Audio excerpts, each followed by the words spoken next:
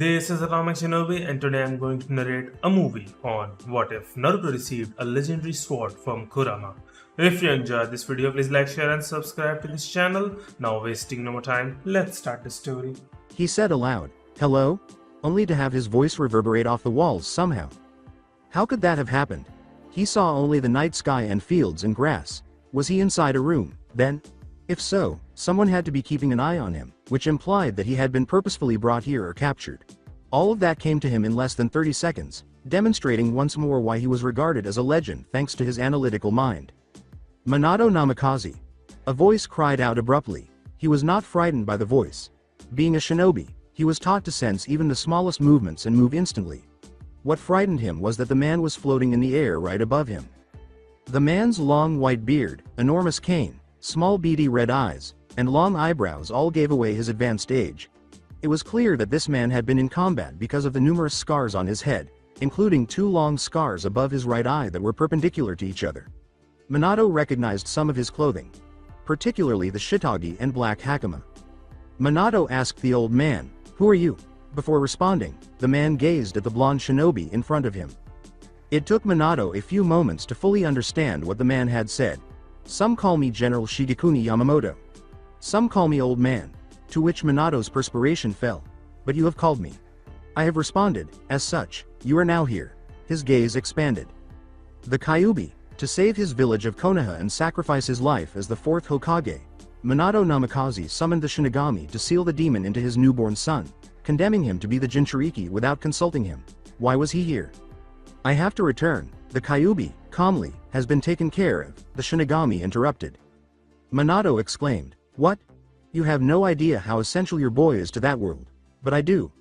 As such, I have granted specific powers to him and him alone. He will need as much as he can get for the trials ahead," Yamamoto said. Minato could not speak. But the Shinigami was far from done talking. "More importantly, given your accomplishments and human strength, I cannot in good conscience take your soul." Having said that, Yamamoto did something that people would never believe. He grinned. "What do you know of the Shinigami?" A later time. 3 a.m. in the conference room at Hokage Tower. There was a commotion on the council. The commotion reverberated throughout the tower, and the faces of those who organized and kept up the village of Konoha were clearly showing their emotions. For good reason, no one was talking. How could you remain silent in this situation? There were those who were patiently waiting for the leader to enter the room despite the chaos that was going on.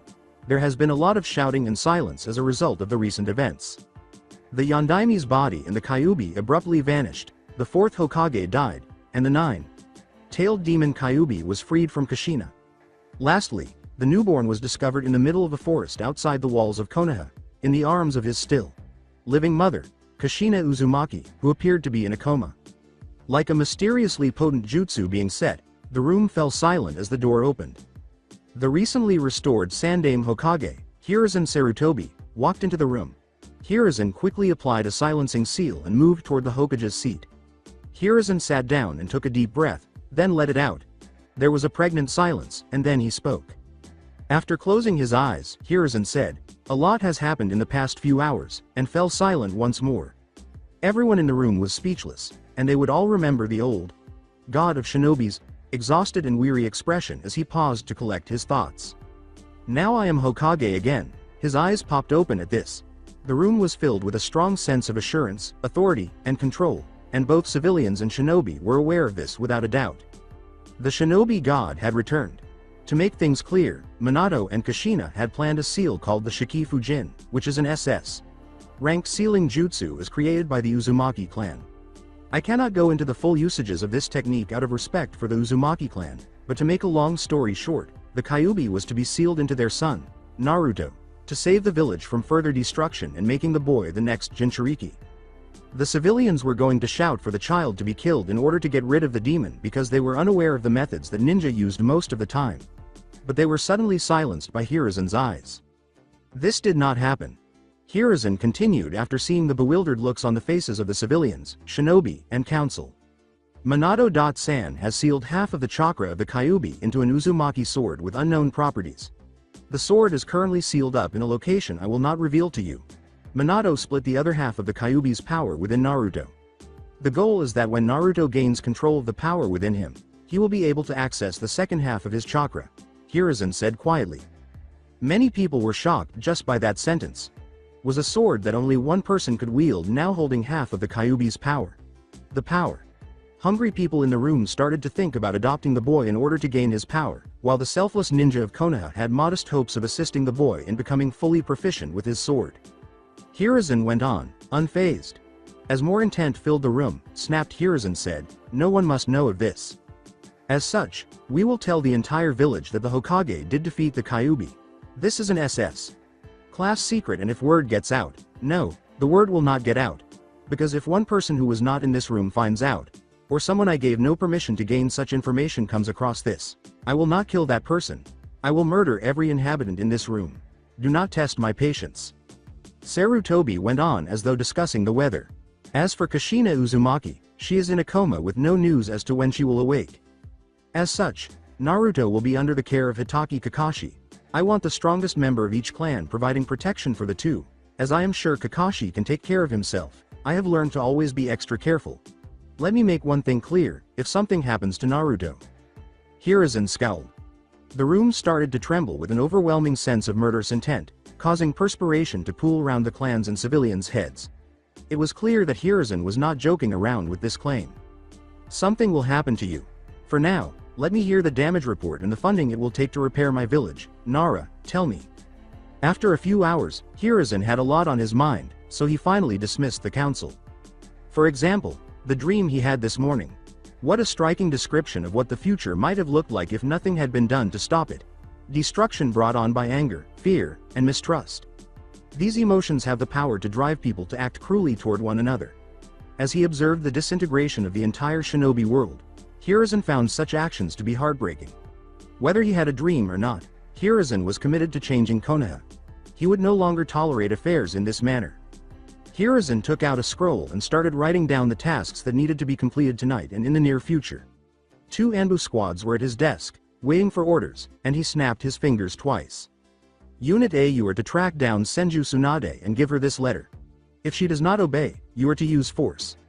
I have written down another set of instructions on how to get her here if she uses force. Read and enact only if she begins to rebel. You are dismissed. In order to execute their orders as precisely as possible, Unit A scattered. Unit B, same for Jiraiya. You are dismissed. Hiruzen buzzed his receptionist while the team vanished. Hiruzen rose slowly and threw her a scroll as she opened the door. The receptionist shakily caught the scroll and walked off in a daze. Give this to my scientist. It is time he comes back. The situation must be very serious if he was returning. Hiruzen let out a tired sigh. It was time to go to bed. The changes will continue in the morning. However, Konoha was not created overnight. Therefore, it was also impossible to make the changes in a single day. Chunin Exam Stadium, next morning. With his hands behind his back, Hiruzen Sarutobi stood in the center of the field. In this arena, he had held a meeting with the populace. They were the academy's instructors. These individuals were crucial to the growth of his ninja and ninja.to.be. These individuals were crucial in determining Konoha's future, so their work must be given the utmost consideration. We are making changes to the curriculum of the academy. I have done some research into the lessons and class activity, and in all honesty, it disappoints me to see how low we as a village have dropped in terms of standards. The academy is a place where we bring in children, of civilian families and of ninja clan, and develop them into loyal members of the village. They will grow to become soldiers, and the bar has seemed to lower with our complacent views, seeing as how war is no longer among us. However, Sarutobi turned to face the ninja in the stadium and halted his pacing. At last, Sarutobi sat down in the chair that was given to him and crossed his fingers, saying, "We are always at war. Even when it seems we are not. So we are going to change it. If you have ideas, plan them. You have 1 month. We will meet again. When we meet there will be a discussion about what changes should be made. Seeing as how school will begin soon, there is no room for error. Am I understood?" replied the Hokage. "Hi!" exclaimed both Kunoichi and the selected shinobi. Hiruzen snapped, "You are dismissed." As the group broke up, after some time, Hiruzen took 2 scrolls out of his robe. Another Anbu squad unit appeared at his desk with a finger snap. "I am giving you this mission to deliver this message to Suna. After that you are to await further instructions from the cage. With the completion of this delivery, you will then deliver this to the Fire Lord. It is time we address an issue that has been affecting the way my Konoha has been run," said Hiruzen. The group disbanded, and Hiruzen stood up. He headed to the clan house and created a shadow clone to handle his office and everyday tasks. The old bones of this cage needed a new lease on life. Home of the Hitaki clan. Kakashi was a straightforward guy. He enjoyed training with Rin, going to the Memorial Stone, and his Ika Ika and Anbu missions. However, this assignment was not his favorite right now. This was not an easy task at all. The explanation was straightforward, not a good simple, though. Simply put, the boy would not stop crying. Rin, who was grinning at Kakashi's situation, asked an irritated Kakashi, "Is there a way to put a genjutsu on this kid to make it silent?" When Rin got the boy, she immediately calmed him down by whispering calming sounds into his ear. "Of course not. Why would you even think of doing such a thing? Give him to me," Rin said. Kakashi gave the woman a blank look before slowly palming his face and taking his hand. Only a woman can ease a baby of its crying, how troublesome. What can I say, Kakashi? You may be a genius in shinobi arts, but sometimes the simplest things can stump the smartest on earth, isn't that right, little whittle Naru-kun? Rin joked with the child. Kakashi muttered, "It's going to be a long couple of years," as he and Rin were tasked with keeping an eye on the boy until Kushina came out of her coma. Yes, it would be. Not only for Rin and Kakashi, but also for Konoha and the shinobi community as a whole. After a week, calmly, Sarutobi sat and observed the two before him. The three of them have finally sat down together after many years, which has been extremely harmful to Konoha's growth, well-being, and future initiatives. However, this choice would permanently alter how things operated. Homura Mitokado and Kaharu Utatane. I suppose you are wondering why I have asked for you two to come to my office at this time and during such tumultuous times. The reason is simple, but before I tell you, I hope you know that as my good friends and fellow teammates, I do hope that you see my reasoning and allow me to explain further. But to cut to the chase, Hiruzen set two documents on the desk and moved them in their direction. Homura's gaze lifted at the sight of the letters on the papers, and Kaharu let out a gasp. I am relieving you both of your positions as my advisor and giving you the new assignment of being political overseers for the new lessons I am creating for my shinobi. As he observed the paper in Tsunade's hands, the Anbu captain of Unit A felt compelled to inform the Hokage that the letter was slowly burning into a hole in the person's hand. Because the slug Sannin was always on the move, day in and day out, it was very difficult to find her. She left no indication that they had ever been there, never remaining in one place for longer than 2 days. It would have taken 3 weeks to find Tsunade, but it would have taken a whole month if Sarutobi hadn't had a garment with her scent on it and they had an Inuzuka in the unit. They eventually caught Tsunade as she was leaving a bar in Fire Country, where they were now deep in the area. Fortunately, she wasn't intoxicated, so she wasn't in a violent mood and didn't tear the captain's head off his shoulders as soon as she saw the Konoha emblem with her amber eyes. To be honest, though, she was very tempted to do so. However, after reading that letter, she was certain that she would have to return right away. Tsunade thought savagely, "Sensei has a lot of explaining to do when I see him." It felt like 5 minutes later. After painfully slowly crushing the paper in her hand, Tsunade threw the dusty remnants into the air and glared at the unit, the paper disappearing into the wind. This movement made the Anbu squad stiffen.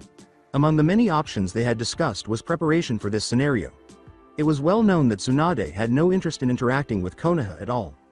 However, their preparation strategies were in vain because Tsunade only spoke 6 words while glancing at her apprentice, Shizune. "Shizune, we are going to Konoha, in the interim." After a nerve-wracking period of time watching Jiraiya read the note, Unit B exhaled with relief when the Toad Sage immediately nodded in agreement regarding whether or not he would be accompanying them to Konoha. However, they now regret not using the method to get back to Konoha. Why do you ask? Even the Unit B squad's most tenacious and resilient veterans were gradually being weakened by the enormous toad they were currently fighting to stay on. As the members of Squad B watched Wolf calmly wipe regurgitated waste off his mask, courtesy of the Anbu member in front of him, all they could hear was the wind and the toad jumping. In a monotone voice, the Anbu squad member covered in vomit replied, "Slug, that was downright disgusting.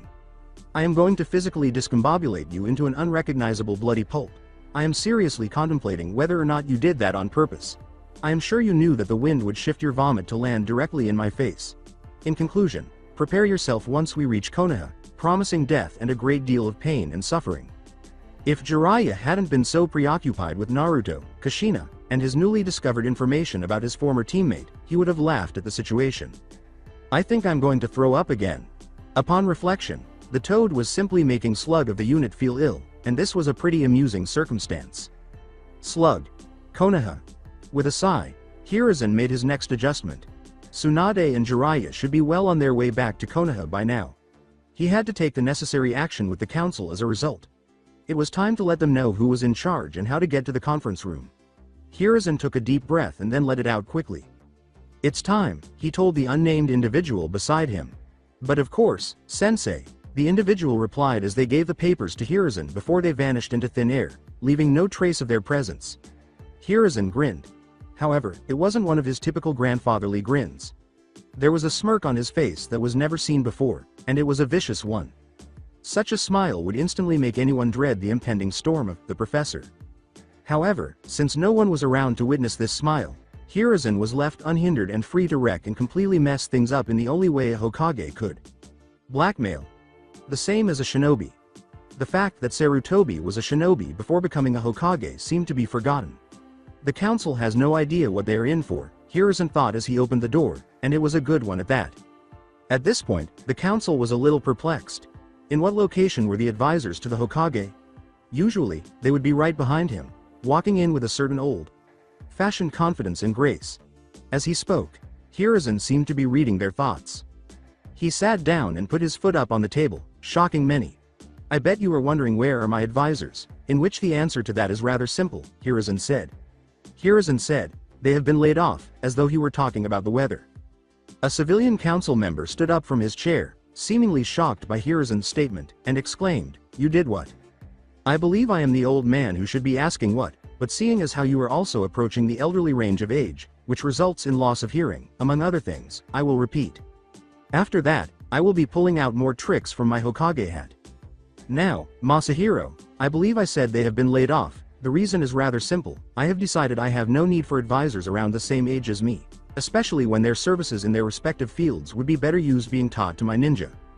As such, they will be the new educators for a special course that is mandatory for every shinobi and kunoichi, the rank chunin and up.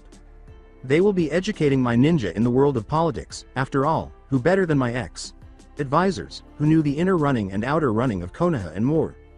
Now, if you ever scream at me again, civilian or not, you will find you will not have a box to channel your voice through. Do not disrespect me.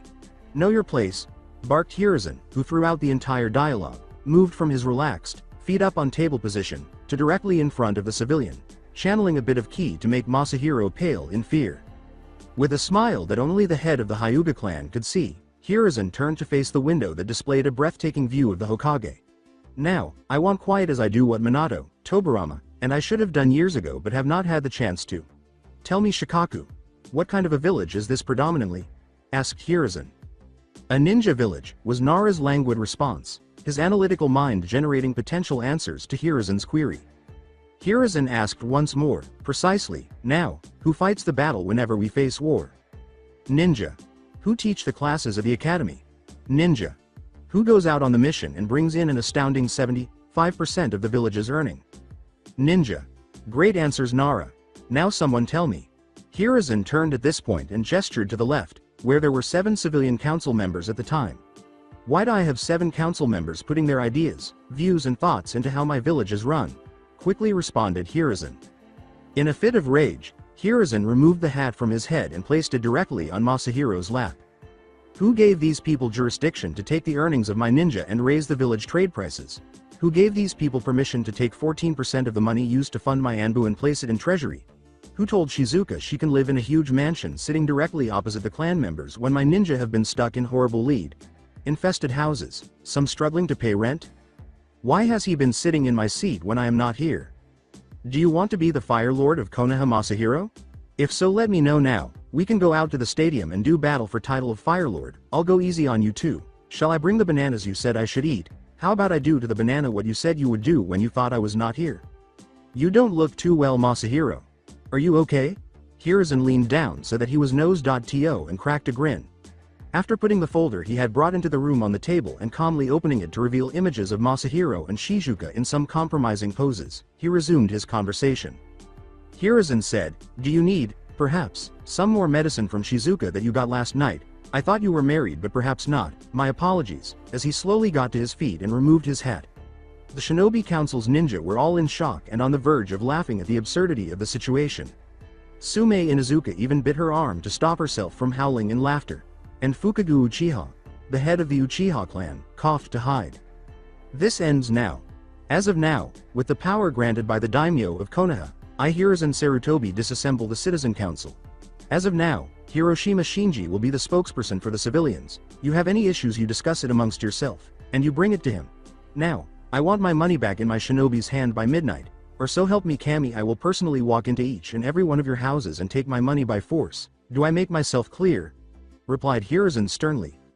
With the exception of Hiroshima Shinji, who bowed to Hiruzen and grinned in amusement, the civilians were too terrified to even speak at this point. With a crystal clear Hokage Sama, Shinji answered. Hiruzen gave his remark a nod of approval. You civilians may now take your leave. The continuing matters are for the ninja only. Shinji, I shall see you tomorrow to go over finances. Continue to do the good and honest work you have been doing for years. You 7 are dismissed, said Hiruzen as he returned to his seat. Sume, Choza, and even Aburame Shibi howled, laughed or chuckled in laughter at the situation the moment the civilians left, which was actually rather quick. I have been waiting for years to see you do such a thing, Hokage. Sama, Shuza said, grinning slightly. Shibi's monotone voice claimed, I too have been waiting for such a thing to occur. Why? But the mannerism in which you completed such an expulsion was unexpected yet sufficiently satisfying, though if you paid close attention, you could hear the humor in it. When Hiruzen put his hands on the table, the atmosphere became very solemn and businesslike. I am glad you all enjoyed the show. Now comes the serious part, he said. This was the proper way to run the council. For many years to come, it would stay this way. First thing first, the Academy Regiment will be undergoing changes. In approximately 3 days we will have the new curriculum. This will be the new schedule for years to come. Secondly, I have requested the return of all Hunter Nin, Undercover Nin and more for the new classes I have previously spoke of. Finally, I have called for the return of the Sannin, Hiruzen concluded. Hiruzen found it amusing to observe the variety of facial expressions, which included surprise, approval, confusion, surprise, and shock. Shoza even dropped chips, and Nara appeared somewhat alert due to the announcements. There was silence for a few seconds, and then Hiruzen laughed. In fact, one has been listening to the entire conversation from the start, isn't that right? Replied Hiruzen. The council was incensed when a voice from the room's shadows said, Why yes, it is correct, and the individual who spoke came forward to stand beside Hiruzen. Sume yelled, You, in a fit of rage, prepared to leap and assault the individual. Suna with a sigh of relief, the Kage read the letter that the Hokage had sent a few days prior. Now would be a great time to express gratitude if there was any reason to be pleased with Konoha and Suna's current alliance. According to the letter from Sarutobi, they have learned of their current mission shortage and have started to take action to ensure that missions are distributed fairly and steadily between the two villages. Kurora Subaku let a tear slip from her eye and patted the infant now in the cage's arms. Following the death of her husband, the fourth Kage, who gave his life to imprison the one-tailed demon in her child, Suna became the Godem. As an additional indication of good faith, the letter also suggested that she visit Konoha in a few years to have her child's seal examined for any flaws, something she herself agreed should be done. Suna's situation was finally improving, inaccurate. The Mizukage gazed apathetically at the entire MIST, Maximum Intelligence Squad of Termination, squad. Exterminate anyone of any sort of bloodline. No mercy, I want them all exterminated. Rid the world of such demons, go. All 300 members vanished in an instant. 3. Tailed Jinchuriki, Mizukage of Kiri, and Yagura all turned to gaze at the dimly lit hall. I have done your will, my master. Yagura nodded and walked out of the building. A good deed you have done, my servant. Go and rest, my sweet, the smooth voice said. As laughter faded into the night, a voice said, Soon. Revenge will be mine. Red eyes blinked once, then vanished. Hospital Konoha. Unaware of Konoha's current situation or what would happen to her or her son, Naruto Uzumaki, in the coming minutes, Kushina Uzumaki slept in the room, which was heavily guarded by the best Anbu and trackers Konoha had. Silently, the door opened to reveal a figure whose hands glowed a spooky green light, indicating the application of medical jutsu. The Anbu and trackers' unconscious bodies were at the person's feet. The person said, Time to check up on this patient, as their glasses gleamed in the midnight glow. Conference room Konoha. As Shuza and Iniachi attempted to restrain the furious Sume, Jiraiya stood behind Hiruzen and exclaimed, Whoa! Whoa! No need to be so hasty to kill me. I told you I was sorry for peeking on you all those years ago. Tsume growled, yanking her arms away from the people holding her and huffing as she sat down. I am going to enjoy neutering you when I get the chance, she said. Hiruzen wiped away his perspiration and went on. Now that we have Jiraiya here, we must wait for the other one, as no doubt, the other will arrive in. The door suddenly flew open, and smoke billowed into the room as a figure emerged from the smoke, holding an unconscious Nin. They rolled and slid across the conference room table to stop right at Hiruzen's hand after being gently tossed like paper. He simply patted the unconscious Nin on the head and whispered, "Good job," even though the Nin couldn't hear him. There was a pause, and then someone spoke, Sarutobi. Upon seeing his student's quirky entrance, Hiruzen grinned and said, "Tsunade, what a joy to see you again." Tsunade questioned doubtfully, "Cut all the formalities. Are you serious about what you put in that letter?" "Extremely," Hiruzen said. When Fugaku Uchiha asked, "What is she referring to, if you don't mind me asking Hokage?" "Sama." His curiosity about what was going on reached a peak. "Yes, sensei. Why don't you tell the group why he is here in this room?" Jiraiya growled, his casual demeanor disappearing as he demonstrated how quickly he can become serious when the need arose. Hiruzen let out a sigh. "So be it. I must ask that everyone hear me out at this moment and do not interrupt me. I have specifically sent out shinobi to handle secret missions as they are the best at what they do. Currently, nin that you have viewed as dead, traitors and more, are in fact, still loyal shinobi and kunoichi of Konoha. Such as Rin, Rokusho Aoi, and more shinobi to be named at a later date. One of those still loyal to us, despite the reports and information gathered on what he has been doing, is the final member to the Sannin. The only people who knew of this information are me, him and S. As the voice walked through the daimyo of Fire Country, heads turned to the area where it was heard, gasping in surprise and shock. The man Hiruzen had been talking about was standing next to him. Hiruzen grinned arrogantly and said, "Orochimaru, one of my deepest undercover shinobi for the past few years. Yes, I still understand. They ought to understand better than to question my actions and motivations. They ought to be aware of who controls all monkey operations in the jungle, after all." After a year, as he watched the events unfold before him, Kakashi asked in shock, "How is he doing this?" In response, Rin said, "Well, think of his family," and the answer should be pretty apparent, while holding out her hands to invite the laughing 1-year-old boy to approach her. "Ren, Ren, Ren," exclaimed Naruto, trying to pronounce Rin's name while laughing. "Ah, he's so cute. I can tell you're going to be a stunner when you get older," Rin remarked while holding the 1-year-old boy who was laughing. Kakashi laughed and shook his head. Naruto started to stand up at 7 months and walk at 9, demonstrating that he was genuinely Minato's child, already running and jumping. Naruto had shinobi genes whether he liked it or not, and if this rate of development continued, he would be a formidable figure by the age of 16. Kakashi abruptly turned to his left and saw Anbu staff approaching him. A quick Shunshin handed him a piece of paper and left the area, leaving Kakashi to read the note and figure out what was wrong. Kakashi glanced at it, then turned to face Rin and Naruto, who was also staring at him and grinning as Kakashi grinned at her from behind his mask. "Simply put, it's time to see the Hokage," Kakashi said. "Room of conference. This mission must be carried out swiftly and secretly. We must evacuate anyone who wants to be evacuated. Leave no person behind. Do not get caught. If you are found out, I will not acknowledge that you took this mission or that I even assigned it. Do you understand?" Hiruzen replied. "Hi!" exclaimed the room's occupants. Hiruzen said, "Godspeed then to you all. Get back safe and healthy," as units A through C left for their special assignment in Kiri. Sarutobi left the office by making his way to his workspace because he had a number of meetings to attend today.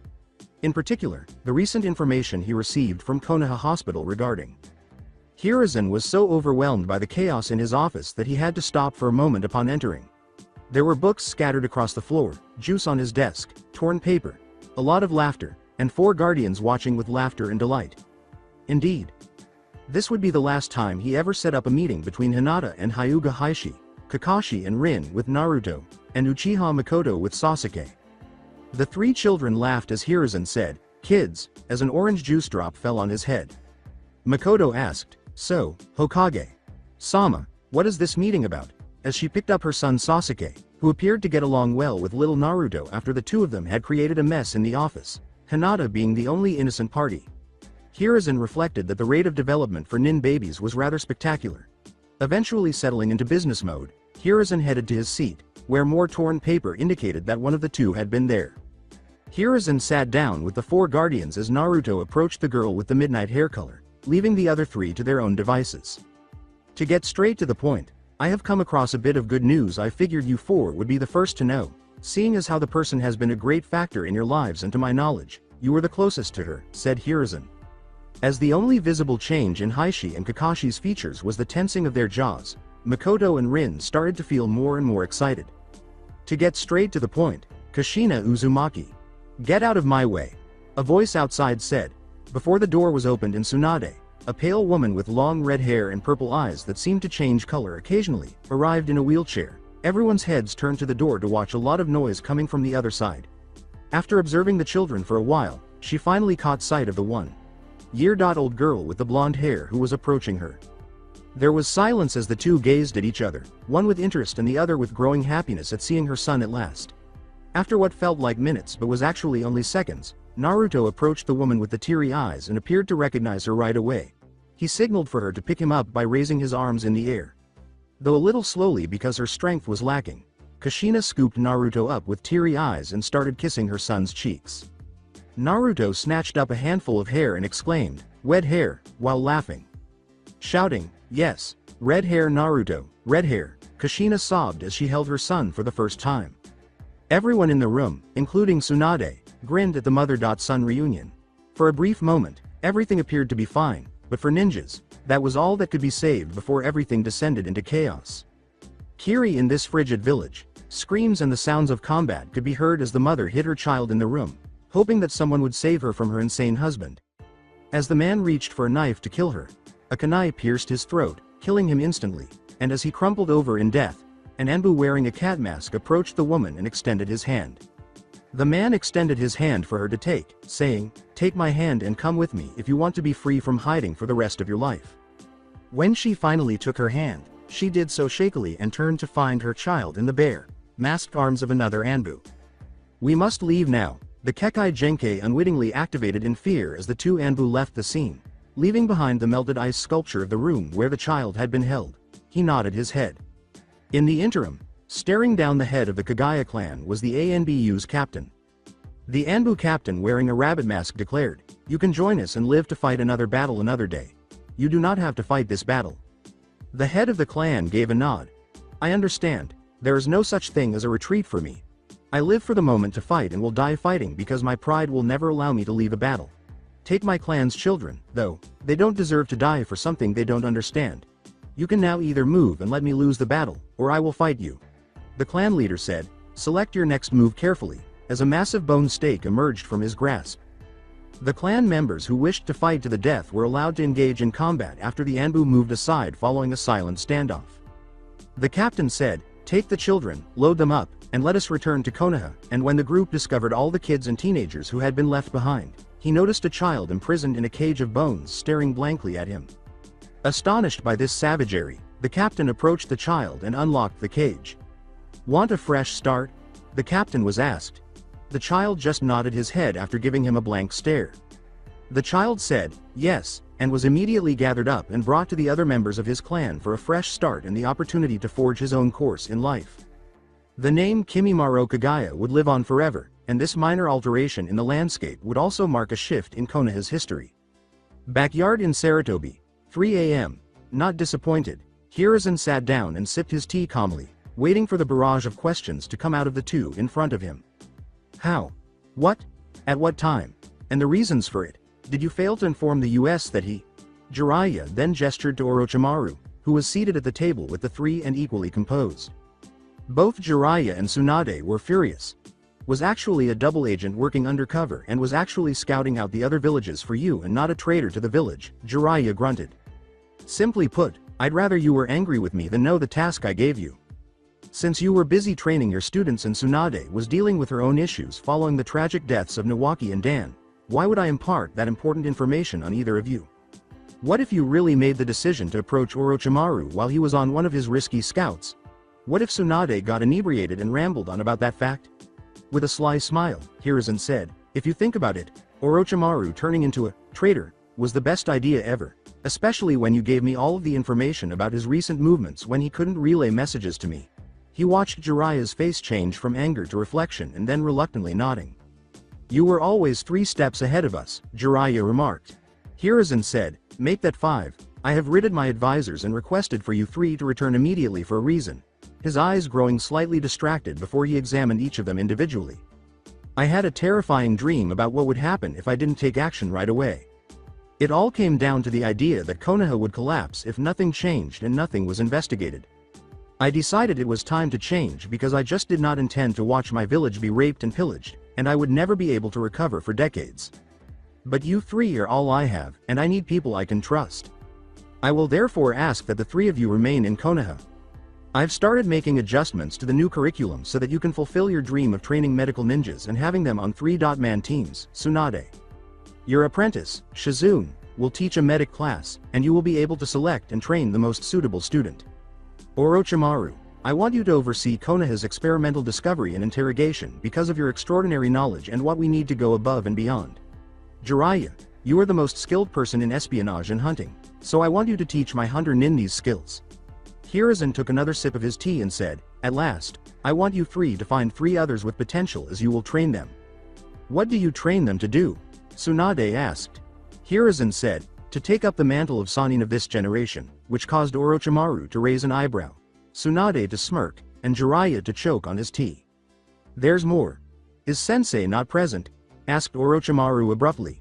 Hiruzen laughed, realizing that he had picked the right subject for questioning right away. Jiraiya sighed, already determining what his sensei desired. "I want you 3 to take up a new job now open," he said. "As my advisors." After a while, Orochimaru set down his cup and turned to face his sensei. The only sounds in the field were the crickets in the garden and the sound of water running through the backyard.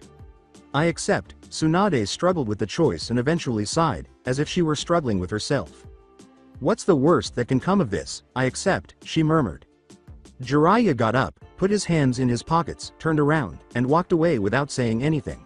Then, he turned back to face his sensei. With a perverted gleam in his eye, Jiraiya said, "As long as Tsunade attends meetings wearing a bikini, you have my acceptance." Only to have Tsunade's thrown teacup crack his skull upside down. Hiruzen and Orochimaru observed that Tsunade's statement, "All these years and you're still a perverted toad," contained a hint of happiness rather than malice or anger, as Team Sarutobi had reunited as if they had never been apart. A week later, Konoha Stadium.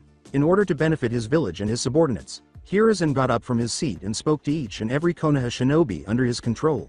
He had a few things he wanted to say and felt compelled to do so as Hokage. "As the village's Kage, Kunyachi and shinobi of Konoha, I feel obligated to let you know about the recent changes the village will be undergoing. All of this is done with the intention of keeping this village among the strongest ninja villages in the elemental nation," Hiruzen added. "The civilian council is no longer in existence, and we will always have one representative from the council in meetings pertaining to village issues. All matters pertaining to shinobi, however, will be discussed among the members of the shinobi council, with the representative of the civilians being informed of any noteworthy news. My former advisors Homura Mitokado and Kaharu Utatane will be teaching a politics class for all ninja, Chunin and up. All Kunoichi and Chunin shinobi will be asked to return to this stadium in a week for a course on appropriate political knowledge, resources, and manners. It is undeniable that any Chunin who fails to show up will be demoted to Genin right away. The lesson's time will be communicated to you. Junin will be next week, followed by Hunter Nin. In order to further edify our youth and prepare them for military service, the Academy's lesson plan has been modified. As a result, the curriculum has been altered." Hiruzen pulled out a scroll and unfolded it before continuing. "Preschool will be open to children ages 3 to 4 who belong to major clans or any family who wishes to raise ninjas. In addition to teaching the kids appropriate and youthful manners, this will teach them the value of group interaction and how to work together with kids their own age.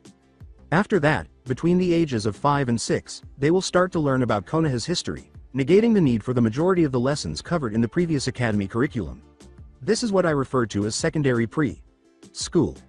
Along with numerous other lessons crucial to the growth of our shinobi, they will also learn how to recognize hiragana, a fundamental part of our Japanese writing system.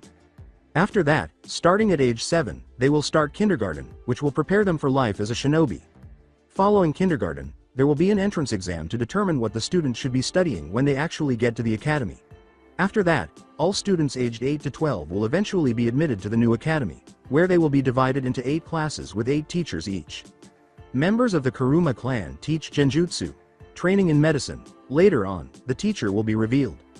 Teaching kenjutsu by Hayate Gecko made a guy as the instructor for taijutsu. Members of the Uchiha clan teach ninjutsu. Amino Ichigo taught the Hokage's history. Gym, also known as field training / D. Rank missions and endurance training taught by Inuzuka clan members, and chakra theory taught by Ebisu, Hiruzen read, pausing for a moment to absorb the new knowledge before continuing. As a result, Genin's D-rank missions have been discontinued. They will be required to earn their own money during their final year of academy. Genin, Chunin, and Junin will have access to a wider variety of missions with this new curriculum. The next semester, we'll start this curriculum to see how well it works, Hiruzen said. As of right now, Konoha was finally beginning to look and become great, and the entire group of shinobi were experiencing a range of emotions, including shock, amazement, awe, satisfaction, pride, and finally joy. It was now time for the meeting's conclusion, which would undoubtedly surprise everyone. I have recalled a number of our ninja, both out and in hiding, to handle covert missions for me, I said in closing. As a result, students that I personally trained are temporarily returning to Konoha. Please do not be alarmed, Hiruzen said, taking a step back and placing his hand on the stadium floor, where no one was visible at the time. You will see them around the village, either in the hospital, in our research and interrogation rooms, or our sealing chambers. Suddenly, 3 figures with long black cloaks appeared in the center, and they each took off their robe hoods to reveal their respective white, black, and blonde hair. When the 3 appeared, the shinobi in the stadium seats gasped in shock. Some were shocked because they knew what they had done during the Third Shinobi War, while others were shocked because they had heard rumors about them and saw them in the same place at the same time. With a sly smile, Hiruzen prepared to drop another bombshell. I present to you all the return of the Sannin, he said. Also my brand new advisors, Kunoichi said, and about half of the shinobi passed out in shock. Hiruzen grinned. There's nothing like surprising the Konoha shinobi. After 3 years, the 4-year-old Naruto Uzumaki, who was just returning from his second day of pre-school under the new academy regiment, had had an incredible 3 years. His mother was reportedly in a coma, but Naruto preferred to be asleep, and he was now awake and prepared to assume the role of head of the Uzumaki clan. Apparently, many members of the Uzumaki clan fled after Iwa attacked Uzushi-Okagure, and the remaining members were now dispersed throughout the elemental countries. It appeared that Kushina had a long-lost brother who was currently traveling from Suna to Konoha, and Naruto would have the opportunity to get to know him better since he would be staying in their current clan house until further notice. Because Hashirama Senju and Mito Uzumaki had married and the clan shared the same space, the Uzumaki clan house was essentially the same as the Senju clan house. At this point, Naruto was certain that his mother was training and that she was gradually regaining her strength. The first year was devoted to motor movement, and the next 2 years were spent exercising her body back into the shape of the feared kunoichi she was.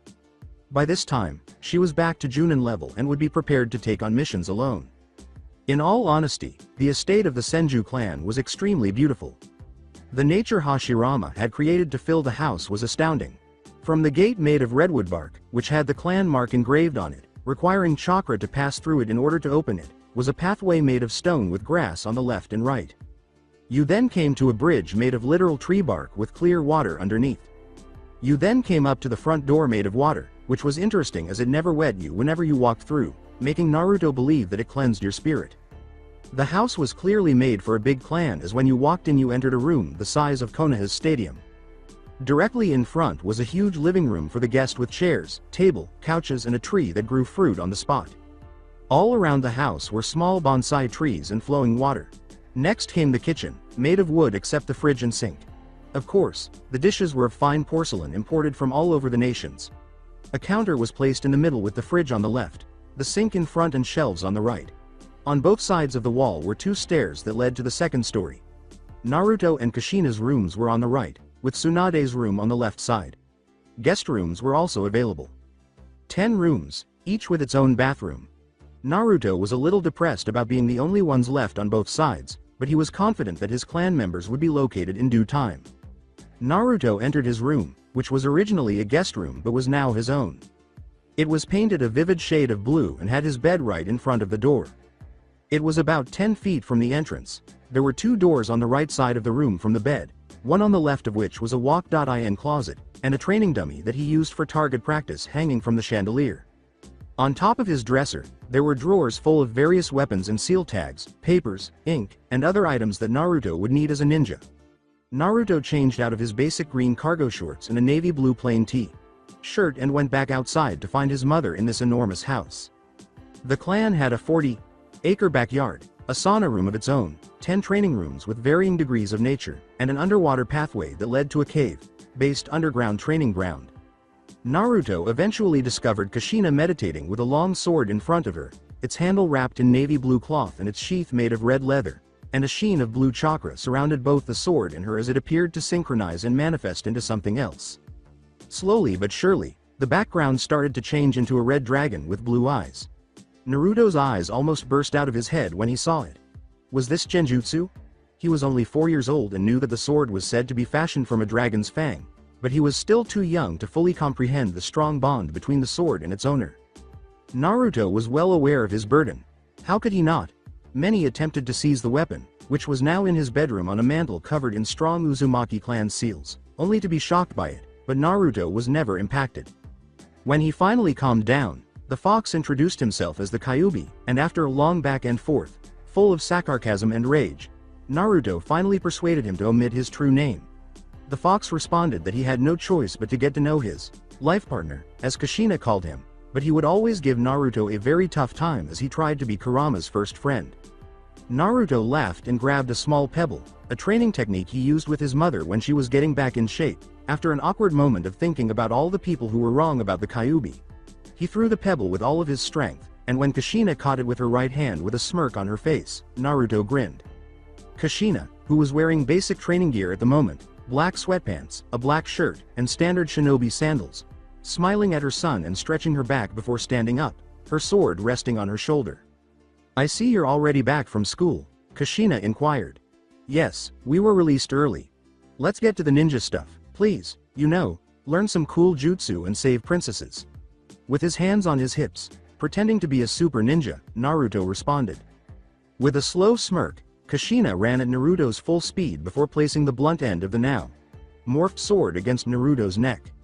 How can you ever attempt to protect yourself from the actual problems of the world if you don't know the fundamentals? Kushina asked in a sweet but slightly menacing voice. Sweating nervously, Naruto said, "Good point."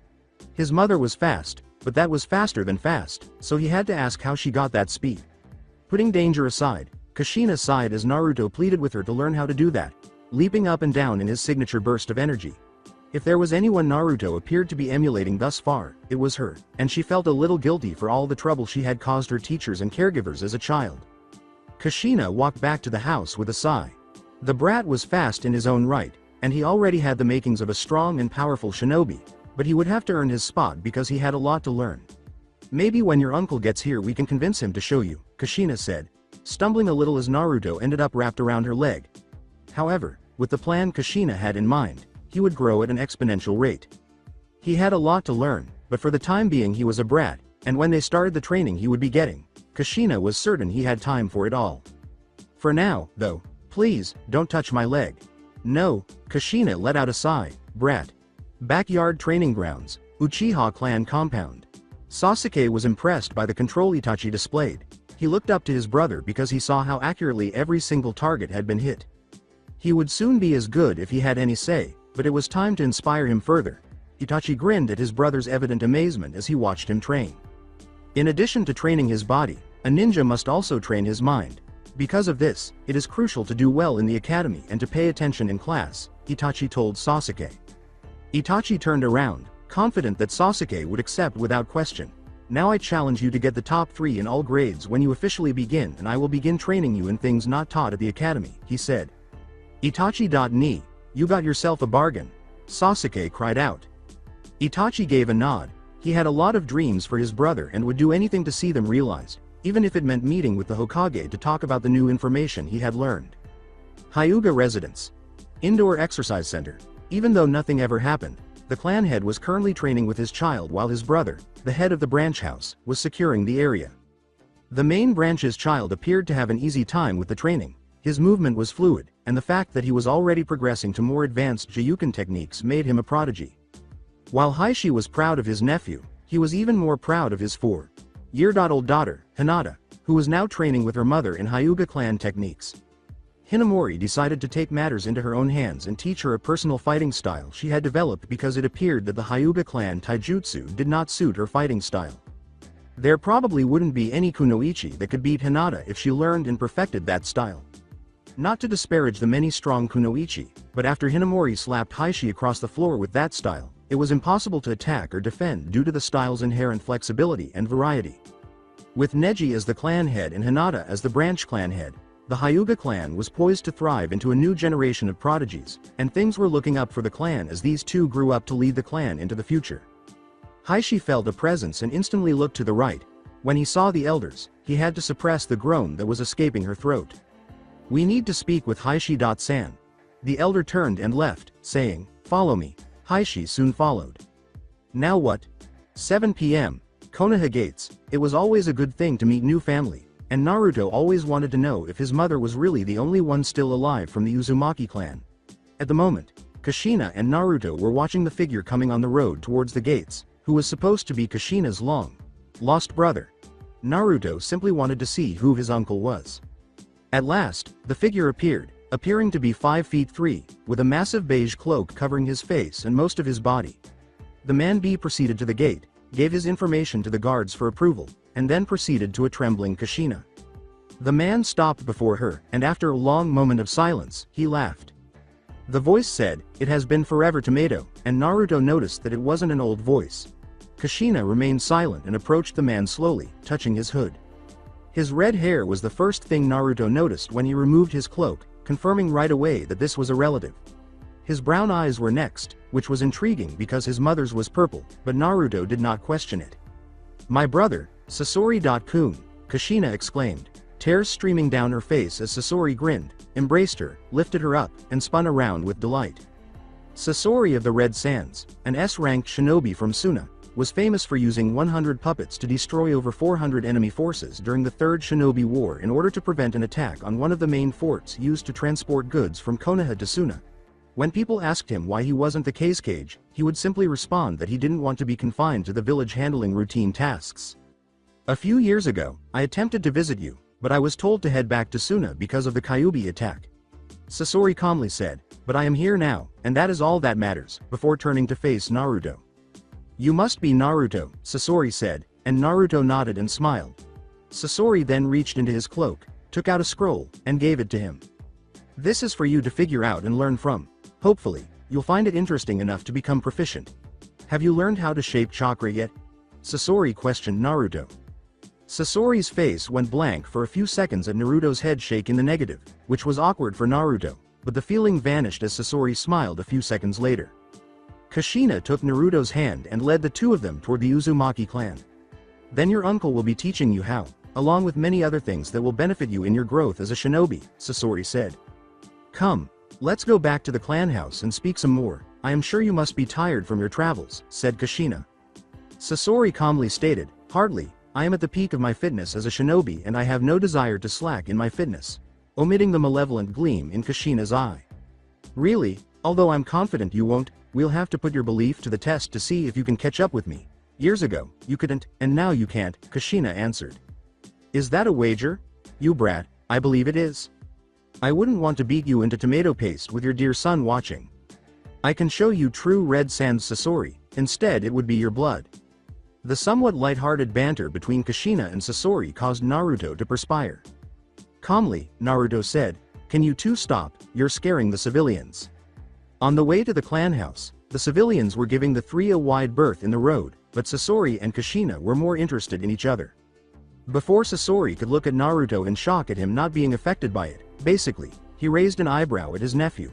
The two interrupted, realizing they were radiating killer intent. "Why do you not feel the impact of my sister's murderous intent?" Naruto shook his head and looked up at Sasori when he asked. Sasori and Naruto both shivered as Naruto whispered to her, "Ka-san is scary when she doesn't get what she wants," before they continued their journey to the Uzumaki Senju residence. Nothing compares to spending time with the Uzumaki family. The Tower of Hokage. After reading the scroll that Kumo had sent, Hiruzen immediately called a meeting of his advisors to discuss the latest development. "It appears that Kumo is open to us signing a treaty." Before becoming blunt, Hiruzen told the three Sannin, It appears the Raikage wants to let bygones be bygones. I don't think this man is real. They're looking for a reason to visit Konoha. No one just shows up with a treaty years after the Kyuubi incident. Even the fact that neither Iwa nor Kumo attacked us during our construction efforts surprises me. However, I'm also curious about his plans. Hiruzen said, I think I want to accept their talks and see what occurs. Jiraiya spoke after the three of them fell silent. Take action. Since we don't formally know about the root unit, we can keep an eye on them without having to justify our actions by having a few root Anbu watch the delegation group. This allows us to see exactly what they have in mind.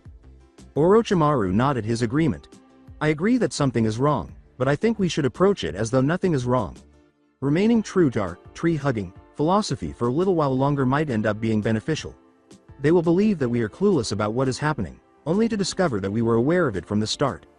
Furthermore, it would be nearly impossible to do anything in Konoha with all of the new security we have put in place. Orochimaru was talking about the flood of clans with Kiri ancestry who had moved to Konoha in search of a fresh start. Rumored to have decided against going to fight in Kiri, some members of the Kaguya clan appeared to have changed their minds and traveled to Konoha instead. Orochimaru had scouted and recruited a ton of new talent from Rice Country, Kiri, Land of Snow, Waterfall, and more. He also added the Hyuga clan to the Konoha military police, which was frowned upon given the pride between Hyuga and Uchiha clan members. After a few skirmishes, the two started to fully transition into a smoothly operating, well-oiled machine with the addition of Aburame and Inuzuka clan members. Konoha now had a vast nation of shinobi with a variety of abilities, skills, and techniques, some of whom had even been added to the Forbidden Scroll, which was secured deep within the Hokage towers. Due to these clan members' exceptional detection skills, the crime rate in the Red Light District has essentially been eliminated as of late. Tsunade just got up and walked toward the door. Tsunade made a fist and said, bring them, and if they try to pull a fast one, causing the three to widen their eyes as the door snapped with her fingers. The three of them were left in silence after Tsunade left. I will personally crush them myself. Nobody tries to mess with Konoha, and we are the best. Get someone to fix the door and take it out of my tab. I have more issues to attend to, she said. Maybe that bet to wean her off of sake was a bad idea, Jiraiya sighed after a few minutes of actual silence. Hiruzen and Orochimaru merely nodded their agreement. Living room, Namikaze house. Sitting on the couches, Kushina, Sasori, and Naruto talked about life and growing up. They also told Naruto about the way things used to be in Uzushi-Okagure. As Sasori slowly got to his feet and the still standing Tsunade assessed each other with their eyes, the sound of Tsunade entering the room abruptly altered the mood to one of tension. Tsunade snorted and approached the Suna shinobi, ruffling his hair, breaking the silence. Tsunade muttered, you brat, good to see you after all of these years, as she took a seat. I dislike when you do that. The part that makes me angrier is the fact that you know that already, Sasori replied. Tsunade stated, that is exactly why I will continue to do it. A little taken aback by the two's encounter, Naruto asked, how do you know each other? I used to visit the land of Whirlpool when clan relations were great. I actually knew of most of Kushina's relatives, especially this little brat, Tsunade chuckled. With a laugh, Kushina cleared her throat to draw attention to herself. Kushina turned to Naruto and gave him a serious look after nodding and glancing at Sasori and Tsunade. There is actually another reason as to why your uncle is here, Naruto. I was waiting for Jiraiya, but it seems I will have to begin without him. The reason why Sasori, Tsunade and I are here all at once is because soon we are going to be starting your training to become a shinobi, said Kushina. With wide eyes, Naruto leapt quickly onto the couch seat. Naruto jumped up and down in excitement and exclaimed, yes. I can become the coolest shinobi of Konoha ever. Better than everyone before me. The strongest, quickest, and coolest ever. I can't wait to tell me Fry Urk. Only to have Kushina grab his arm and bring him back to reality. As her eyes softened at Naruto's inquisitive expression, Kushina said, but you won't be able to tell your friends, Naruto.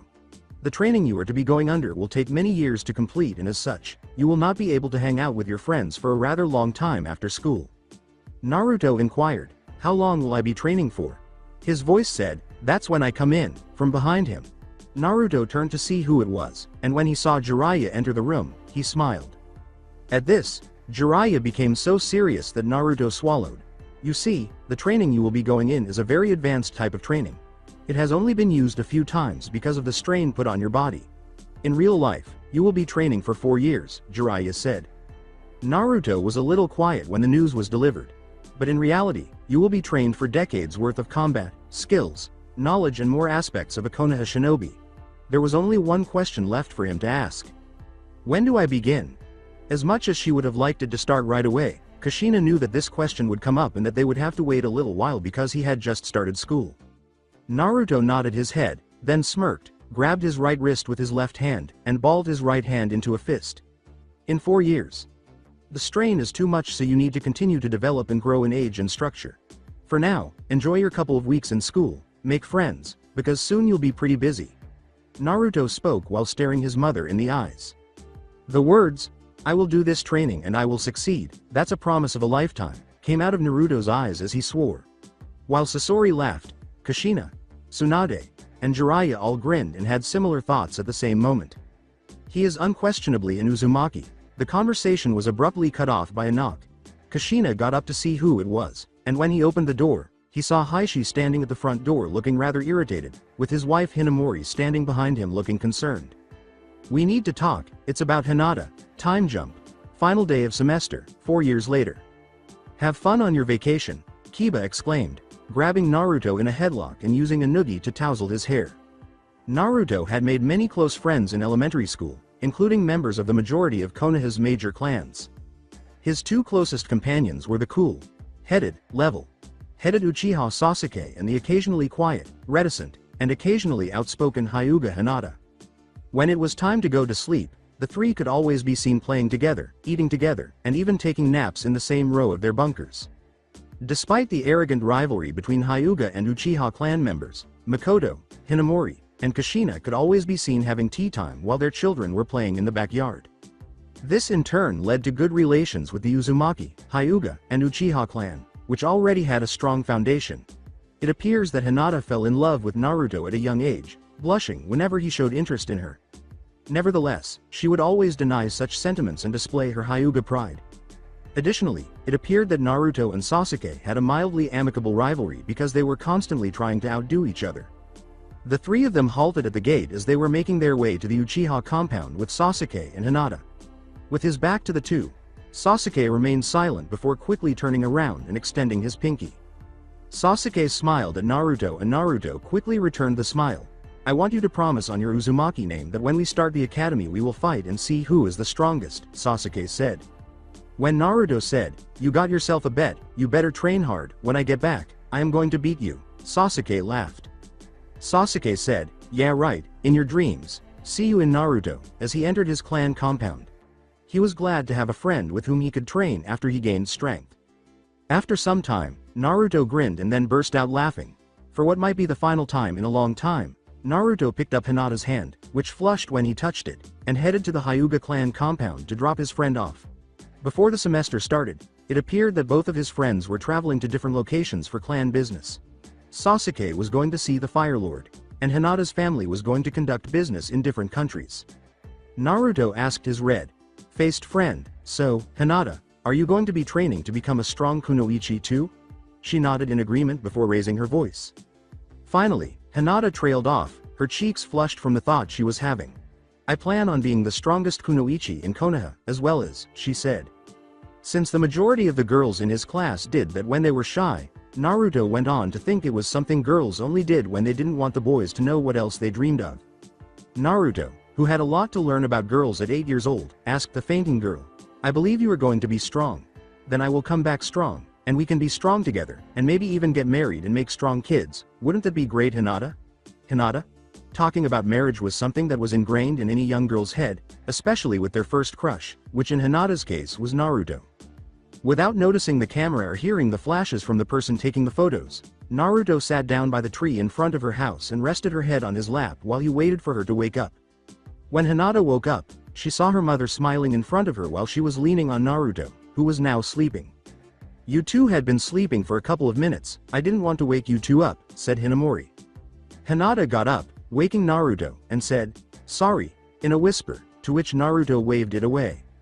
Naruto reached into his pocket and gave her a red box with attractive blue flowers on the outside. "I have no idea as to why you fainted, but it is all right.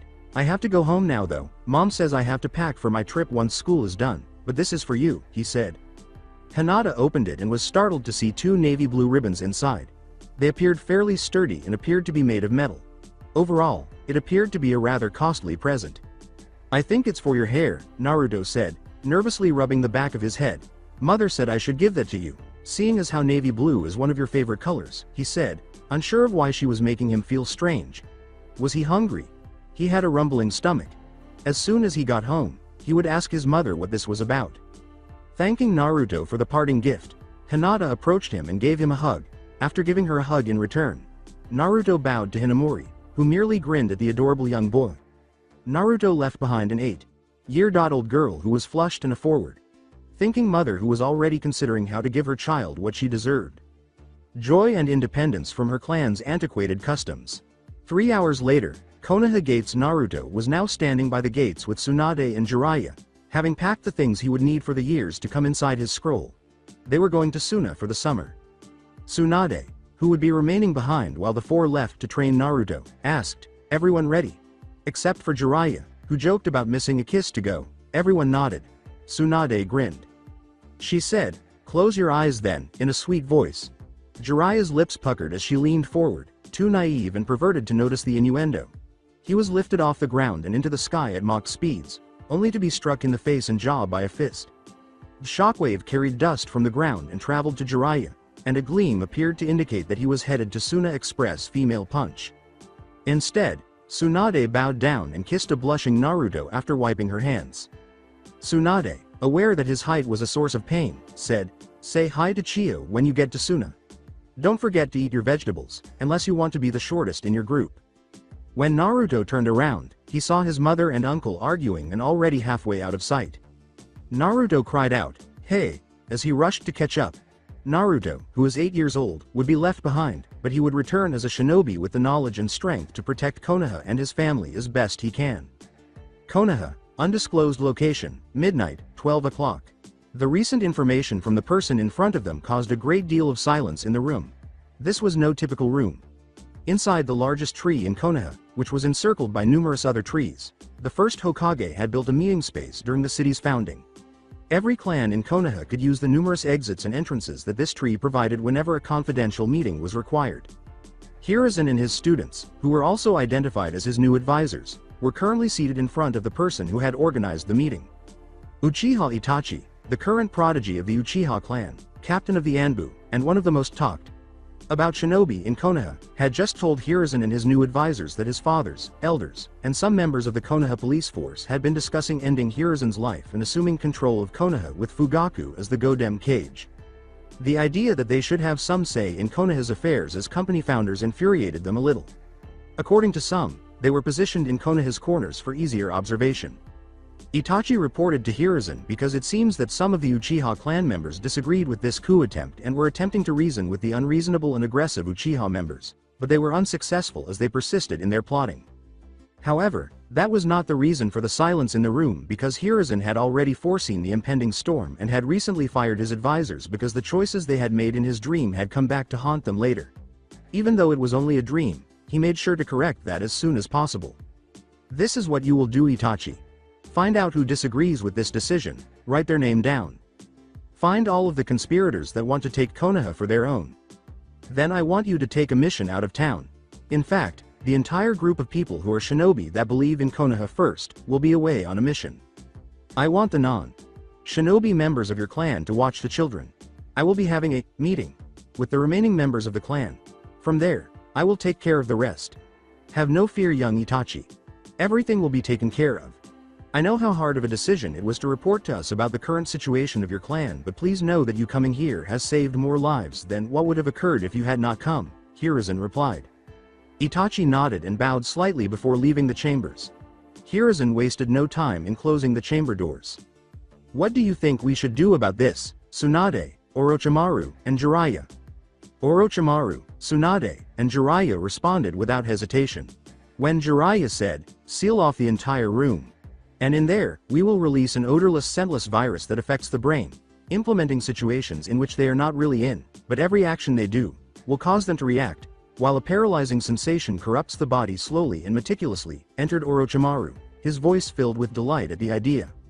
Or you can enter the virus in the tea as well to deepen and quicker the effect, Tsunade replied.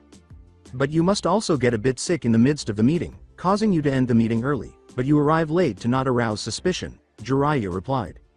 Orochimaru continued, the gorgeous thing about the drug I made, which my apprentice and I have named, the Scarecrow, is that the air virus will fade from the air after about 5 minutes. You must make sure some people do not attend that meeting, but we do not need them all to die suddenly. Keep 2 or 3 members alive, then send them on a mission in which they fail, with their lives. The virus will cause them to have a heart attack, brutally kill themselves, or turn into a vegetable with no remedy. Hiruzen gave a nod. That's a good idea, but instead of introducing the virus into their water, why not warn the devoted members to never use any of the water from their system? Hiruzen inquired. At the thought, the 3 Sannin gave their sensei owlish blinks. Why didn't I consider that? I asked myself, Jiraiya. That makes more sense actually, it would show that we had nothing to do with the death, it was a simple virus in the water system, Tsunade stated. In fact, let's up the ante, poison everyone, just to show that it was not a conspiracy, Orochimaru stated. Jiraiya also retorted, but then people would also have to pass away to show it was not a fluke. That's a valid point as well. In what way will we accomplish this without raising suspicions? Tsunade inquired. Who said they had to die in one day? Accidents happen all the time, replied Hiruzen. The ideas were endless, and after a while Orochimaru laughed, Jiraiya snorted, and Tsunade let out a loud guffaw. As the group discussed the various ways they could resolve this problem, more pieces of the future were being moved, particularly the most significant shinobi in all of the elemental countries, the legend to be the phenomenon with untapped ability and intelligence that would rival Hitaki Kakashi and Uchiha Itachi, respectively. The boy, the elite, the remarkable, the savior of the country, the one ninja who would become the strongest of the strong, his name would become a household name. Grasslands between Konoha and Suna at the moment. Uzumaki Naruto, get up now, we have work to do, and you have 5 seconds to get to my feet now. As she stood in the center of the vast space, waiting for her son to arrive, Kushina Uzumaki's voice screamed. Well, perhaps in 10 or so years, but not right now. It seemed as though Naruto was wearing 50 pounds just to walk, and he arrived rather slowly as he tried to get used to the new, heavier density in the air. It seems that the seals on his body would help him with his strength training. He was wearing only ninja sandals and a navy blue bodysuit that seemed to mold to his body. All right, I'm present. What will we be doing, then? When Kushina asked Naruto, his smirk vanished and was replaced by a very serious, battle-ready expression. Sasori approached a board and waited next to it, looking rather well prepared, which caused Naruto to wonder inwardly, where did the board come from? Sasori then started talking. It's pretty easy. We have been training you in chakra control exercises for the past 2 years.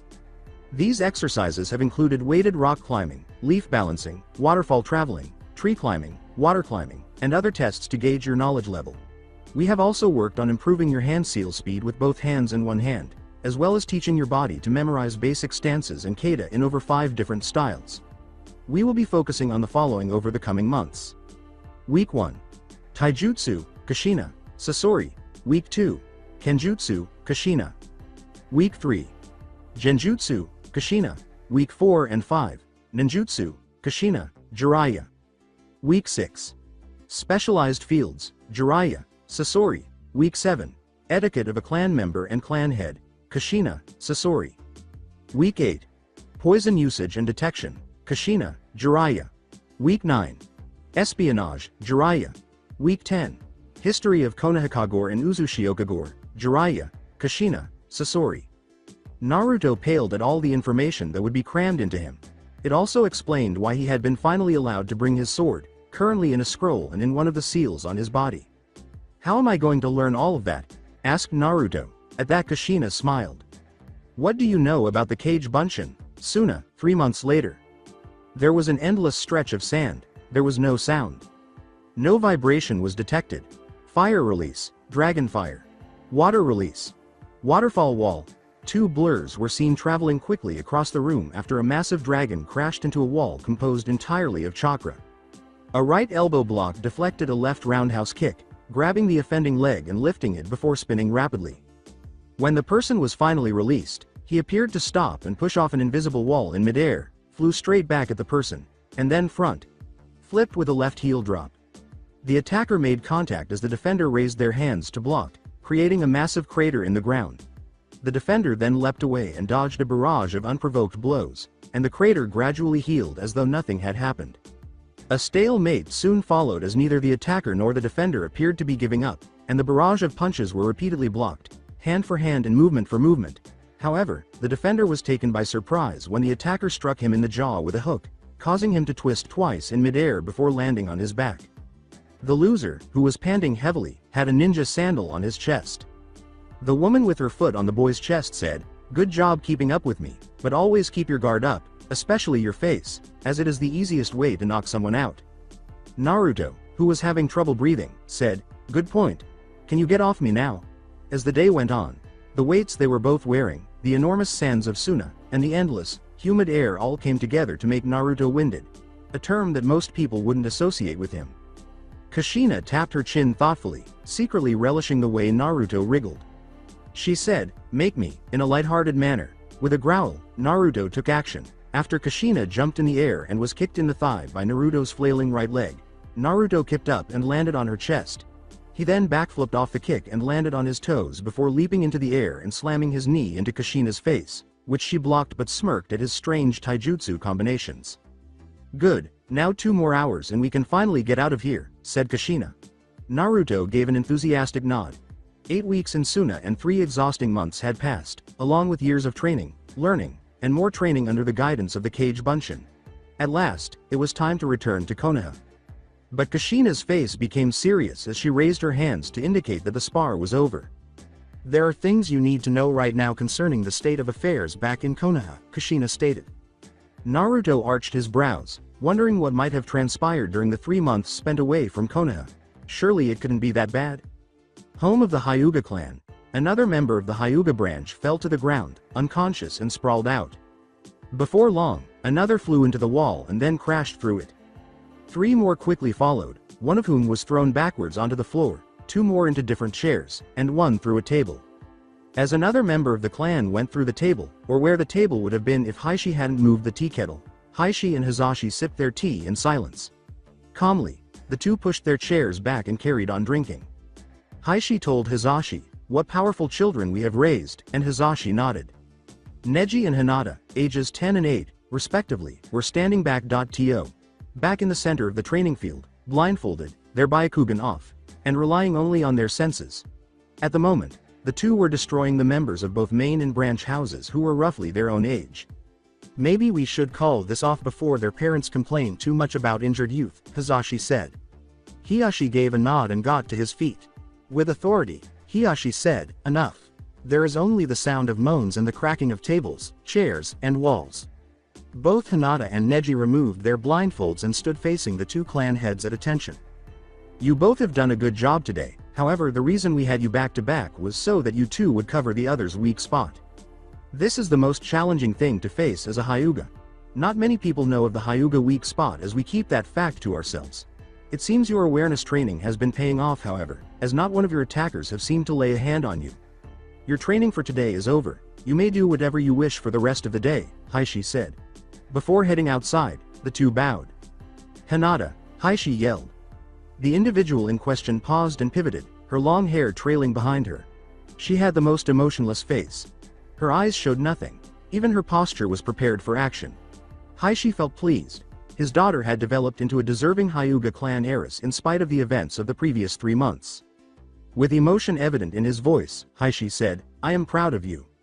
His warrior princess's stoic face suddenly broke down as her eyes widened, and she smirked before coughing and schooling her face. She gave her strongest response, "Tea. Thank you father," but as she and Neji left the grounds to take a shower, she mentally chastised herself for the stutter. With navy ribbons flying in her hair, Hinata hurried inside to spend time with her friends in anticipation of her friend's eventual return.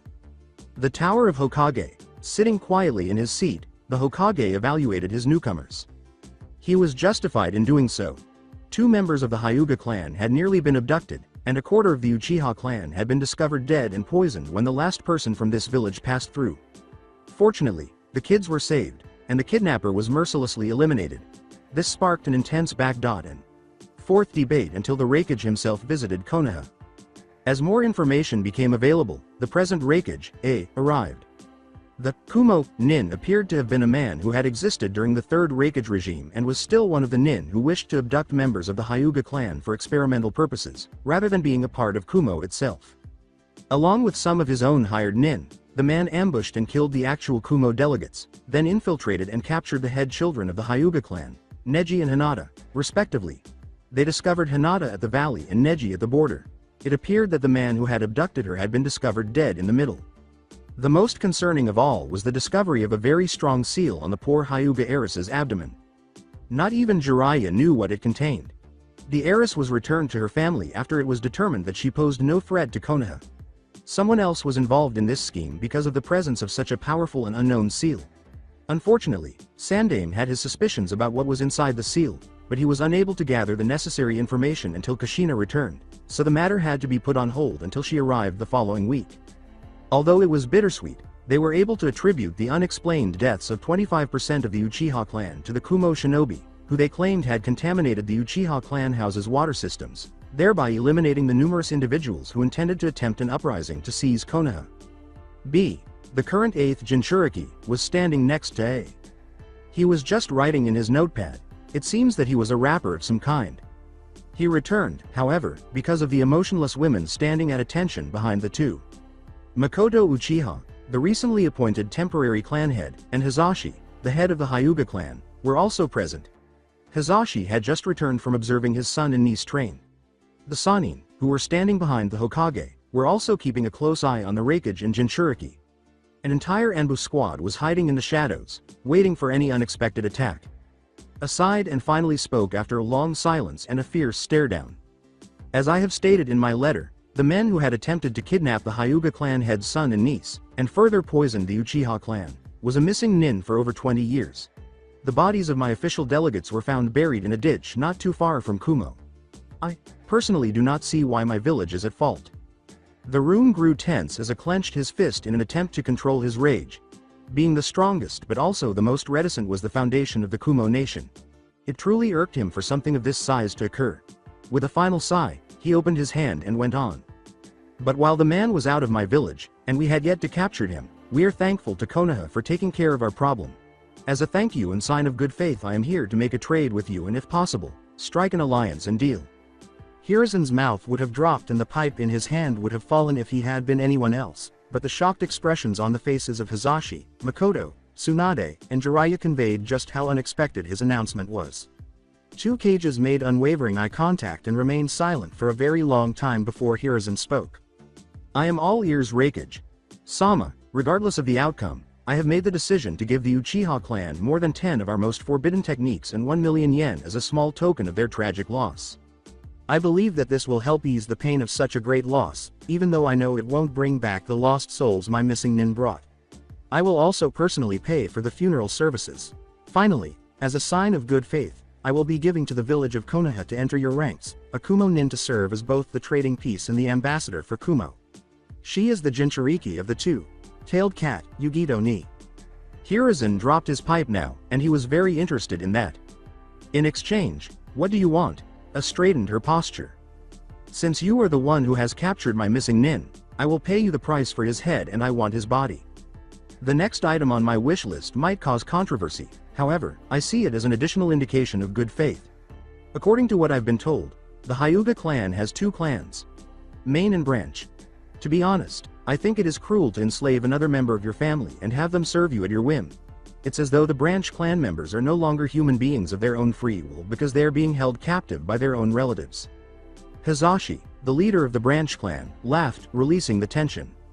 Even though I haven't met you, Reikage.san seems like a man who firmly believes that the strong will always prevail. Like you, I think the Hyuga clan's traditions are cruel and outdated. I understand what you're asking for and where you're going. If my understanding is correct, you want members of my branch clan to establish a second clan in Kumo, if they so choose, in order to fortify our potential alliance. One of them would also serve as a Kumo ambassador. Am I correct? Merely nodded his head and grinned too. Sarutobi was taken aback. It was a perfectly good plan. The branch members, all of whom had caged bird seals to protect their secrets, would form a clan in Kumo in exchange for Kumo and Konoha becoming allies and giving up their two tailed Jinchuriki. Additionally, if the negotiations went forward, they would likely receive more than just the bounty for the missing nin. I will think of this decision. For now, we have a luxurious hotel room for your stay as we think about this proposal, but as you have stated, since Yugito is now the ambassador for Kumo and Konoha, I think it is only fair she stays with one of the prominent clans in Konoha. I was thinking of. A voice called out abruptly. I shall take care of young Yugito Hokage, Sama. To the surprise of most in the room, who had not sensed her arrival at all, the speaker sat on the window ledge, her red hair blowing in the wind. When Yugito and Killer B saw Uzumaki Kushina in person, their eyes filled with recognition. Despite the fact that Kumo was not her favorite because of their past, Kushina was open to adopting a Jinchuriki who was similar to her. The clan of Uzumaki had returned from their holiday.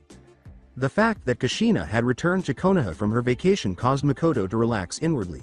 It would be an honor to be in the care of one of the strongest kunoichi in Konoha, alongside Tsunade, Sume Inuzuka, Anko Midarashi, Makoto Uchiha, Kurenai Yuhi, and the late Mito Uzumaki, if she ever needed a friend in the future.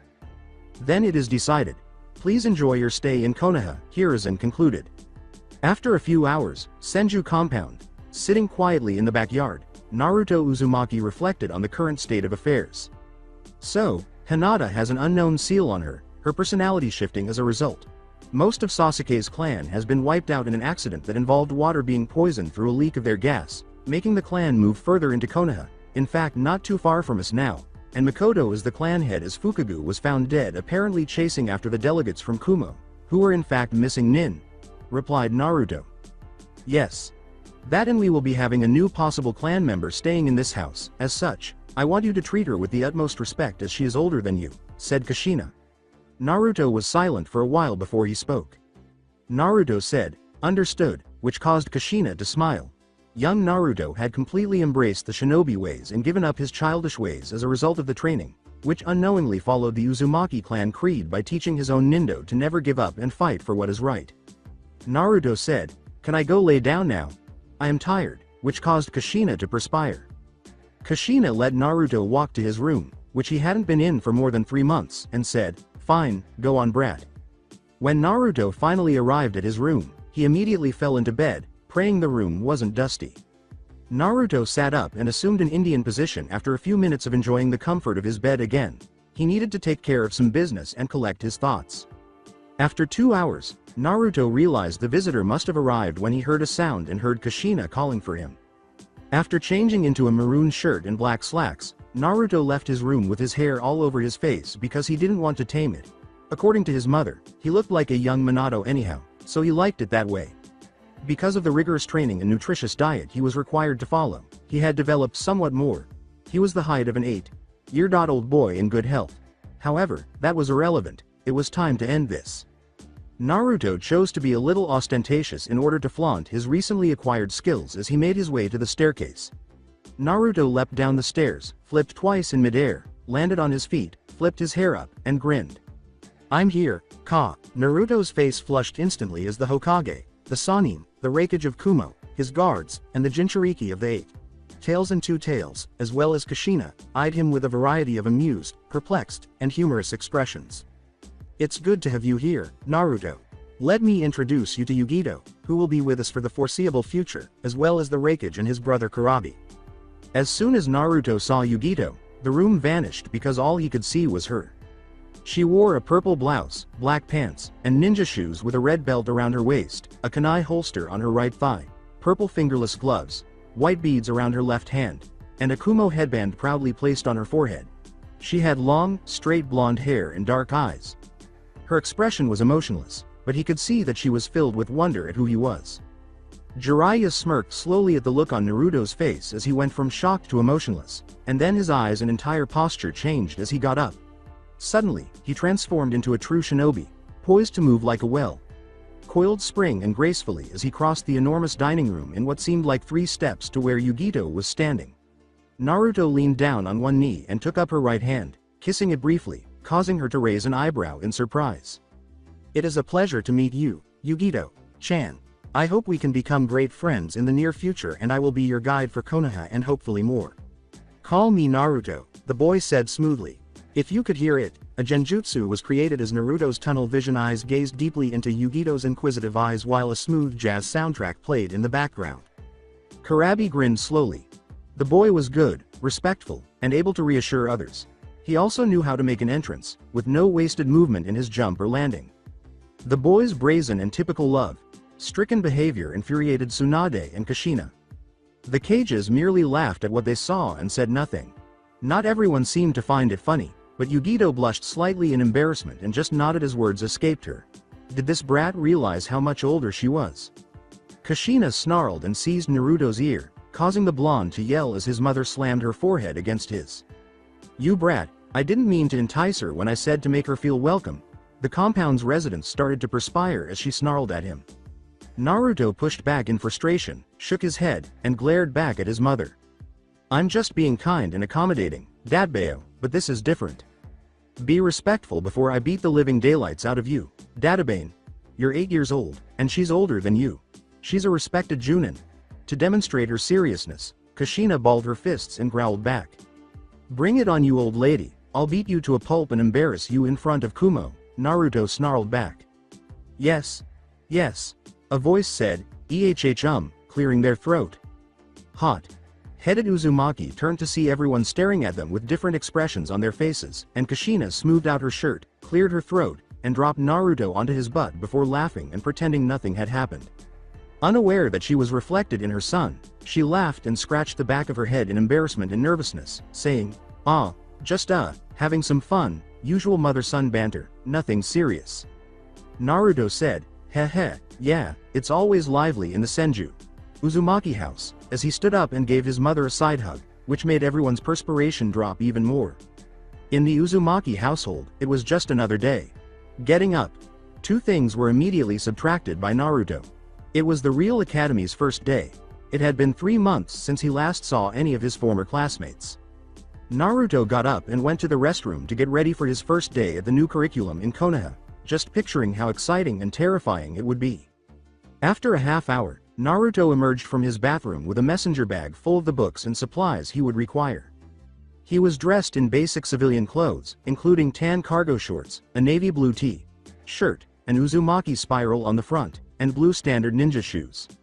Since he was attempting to blend in and none of the other students were yet aware of sealing scrolls, Naruto reasoned that a simple bag would not draw notice. Naruto heard a pleasant voice humming an unidentified song as he made his way to the kitchen to get some food to wait for his mother. Naruto gathered himself and walked to the kitchen counter, remembering that he had guests. Naruto said, "Good morning," as he walked into the kitchen. With her hair moving in slow motion toward Naruto, Yugito slowly turned around. Her dark eyes, which had captured his attention, glowed in the light once more before a tiny, apprehensive smile emerged. "Morning," Yugito replied. Suddenly, Naruto made a fist, drawing Yugito's attention with the strange gesture. Yugito watched him with a suspicious expression on her face as she took in the straightforward gesture. Naruto said simply, "Kurama wants to connect with you," which caused Yugito to stare at him in astonishment. He is already connected to his Biju? Even knows his name. There was silence for a few minutes. Without even acknowledging the fist that was extended, Yugito spoke. With a suspicious shift in her body, she said, "You're not going to hit on me again, are you? You do know I am 5 years your senior?" Naruto blushed as he laughed, then let out a sigh. His mother had sternly explained to him at a young age why his actions, though initially humorous, could ultimately backfire on him in his village. He instantly bowed deeply and lowered his hand. Looking into her eyes to demonstrate his seriousness, Naruto said, "I apologize. Perhaps I am too young for you. Given that you are here as an ambassador, I will kill my attraction to you and mold it into seeing you as an older sister. I promise to protect you on behalf of the Uzumaki clan." He then stood back up and continued to extend his hand. Truce? After a while, Yugito grinned. She took her current mission and position seriously, and although she was initially embarrassed by the gesture, she respected the obvious shift. He was not yet a genin. Her status as a guest under the clan house would be jeopardized if she were to be harassed by him. What if they became romantically involved later in life and it ended? Yugito would never pursue the boy in front of her for the benefit of her village. Appreciative of the air clearing and his fist bump, Kurama and Madatsubi experienced a surge of chakra that synchronized them into a new brother-sister bond that only other Jinchuriki could comprehend. Years later, the two would reflect on this day and realize the significance of their relationship. When a half awake Kushina came downstairs, she saw a steaming hot plate waiting for her on the side, 2 laughing children eating breakfast together, and dishes washed. So then, I get up out of my seat, and it pushes Kiba into Sasuke, and they kiss. As Naruto told her story after story about his training and his childhood adventures before he went on vacation, Yugito laughed uncontrollably. As she picked up her chopsticks to eat her breakfast, Kushina remarked, "I see you two are getting to know each other better?" Both Naruto and Kushina shuddered when Yugito asked, "Naruto has some rather crazy adventures.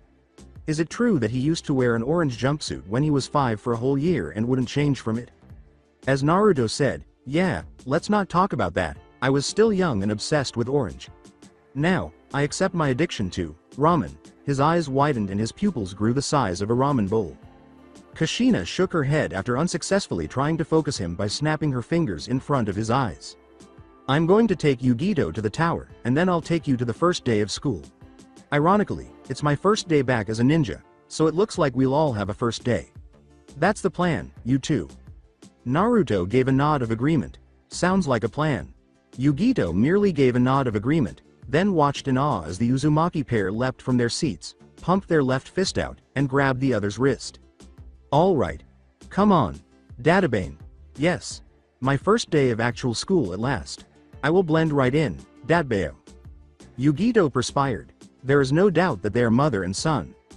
An hour later, Konoha Academy. When Naruto and Kushina reached the gates, they observed the bustle of activity surrounding the first day of classes. "All right, Gaki. Be kind." With a smile on her face, Kushina kissed him on the cheek and vanished in a whirlpool of water, saying, "I have a meeting to get to, I'll see you later." "Oh, hurry up!"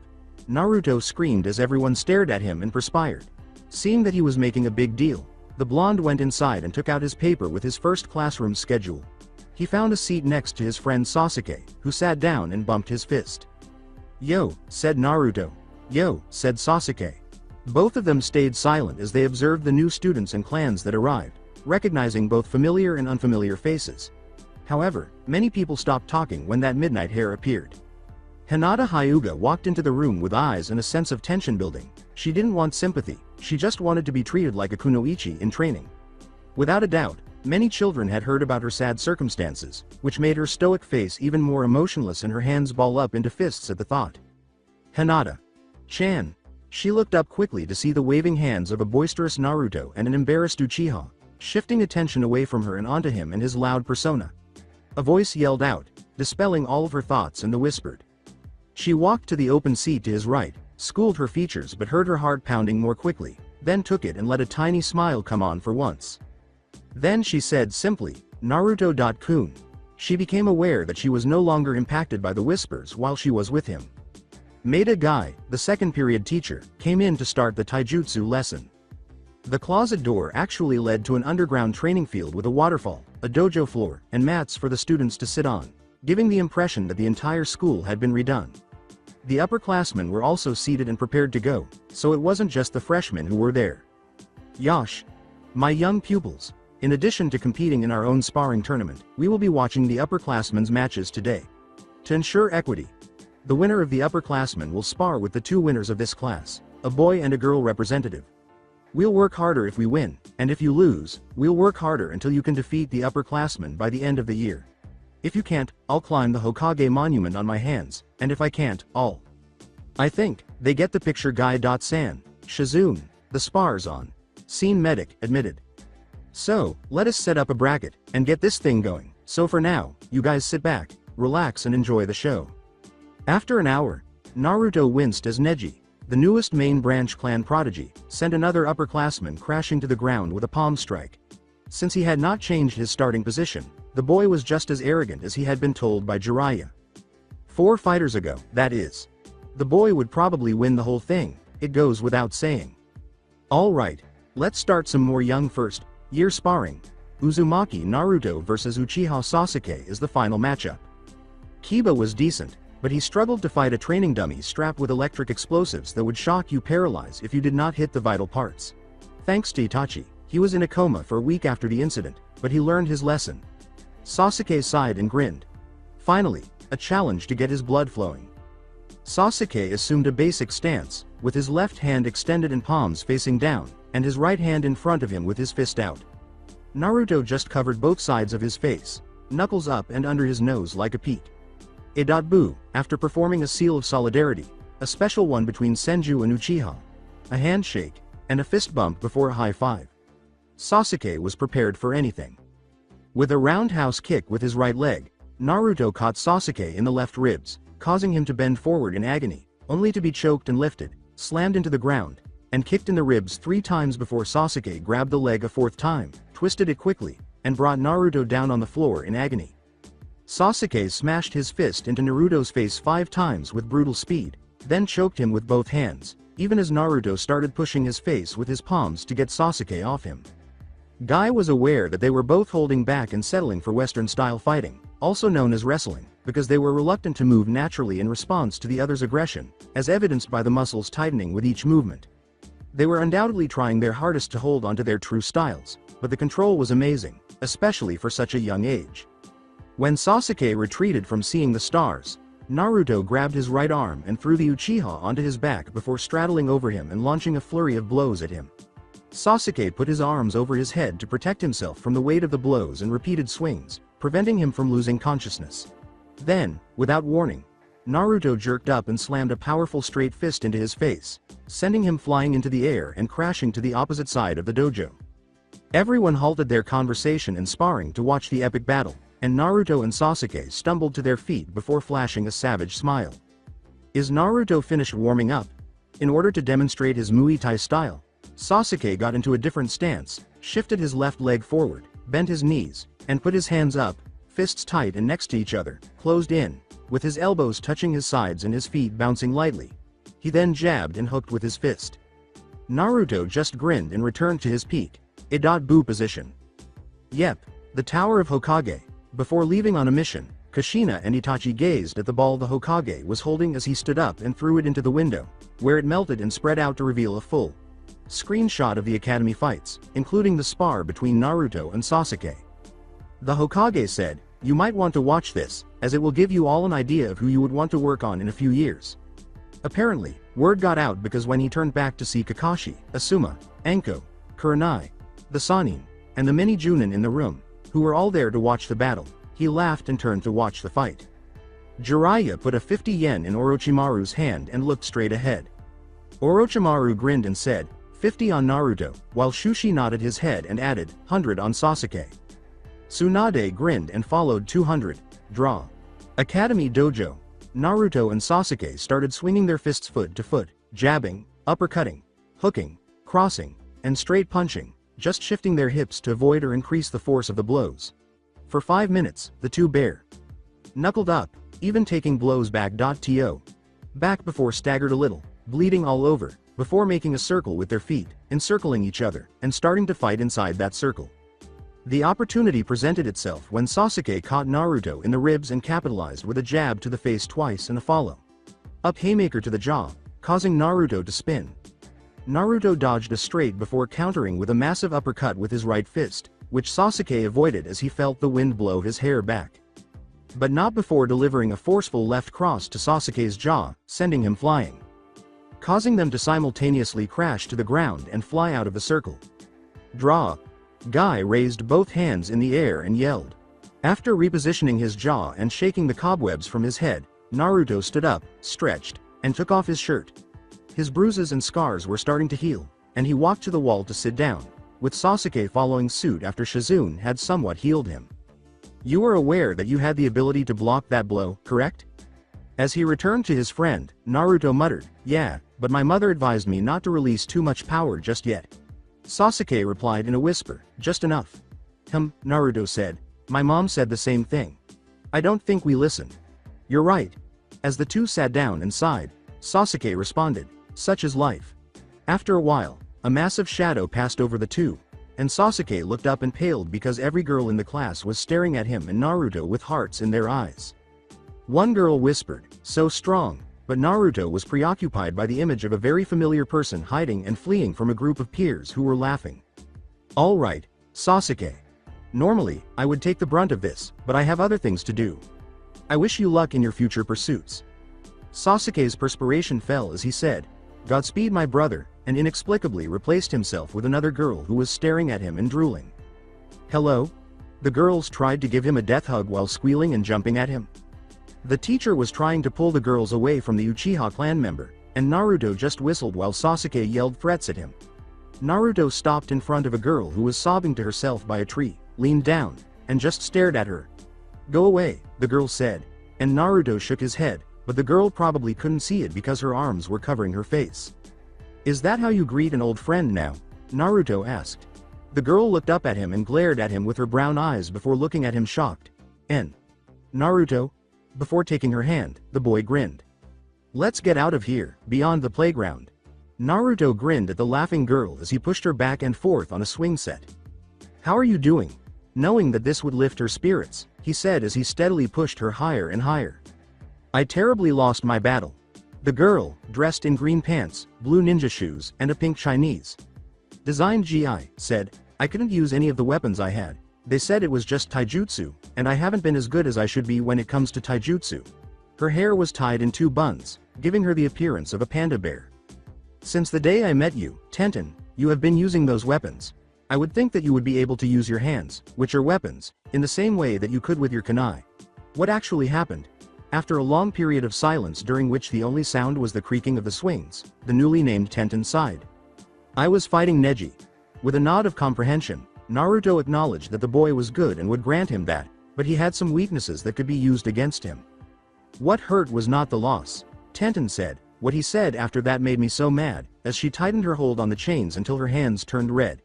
Naruto noticed and questioned what he had said. Which was, an orphan could never defeat a clan member, and a weakling could never hope to defeat the strong.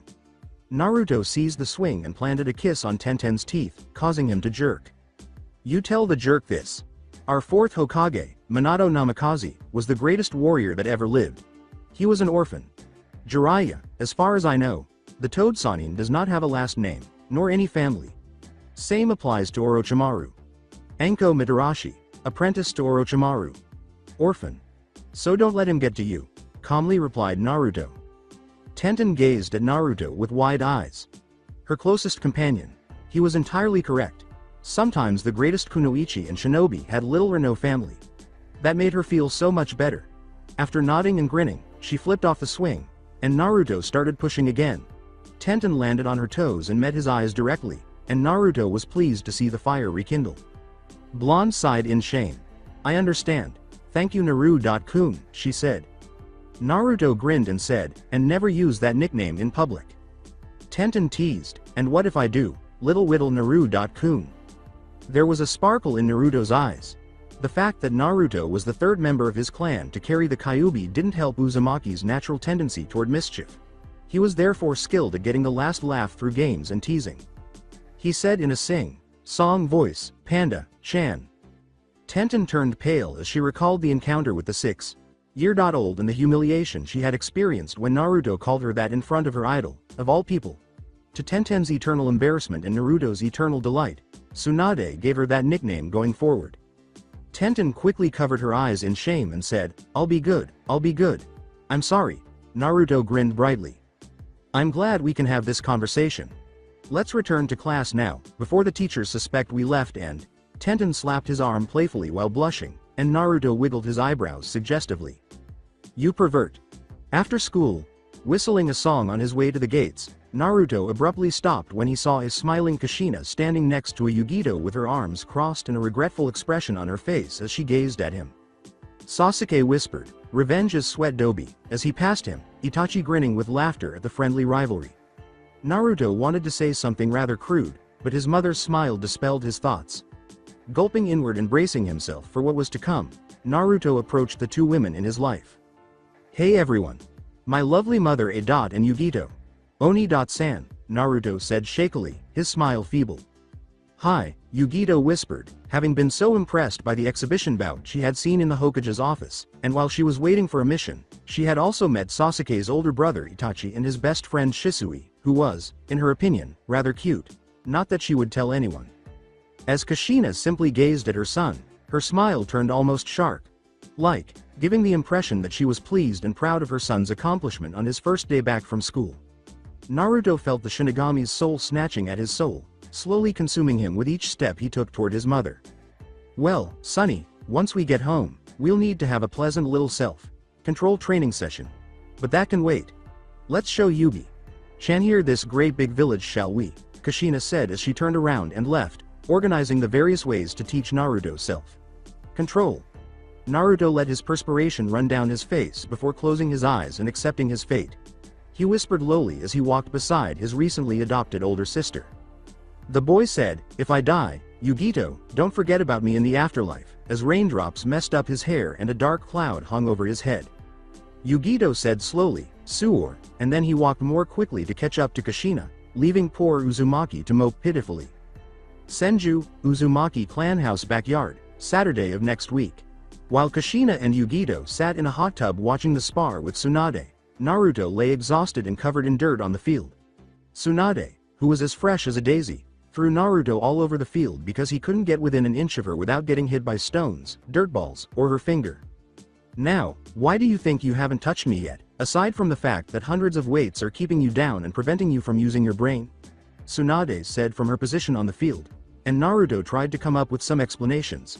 She was very knowledgeable about field layout, so she would know how he could reach her, and despite her advanced age, she moved fairly quickly, even if it didn't explain why, because she was in the same place when they started. "Genjutsu?" With a tone of surprise, Naruto asked abruptly, and Tsunade nodded in agreement.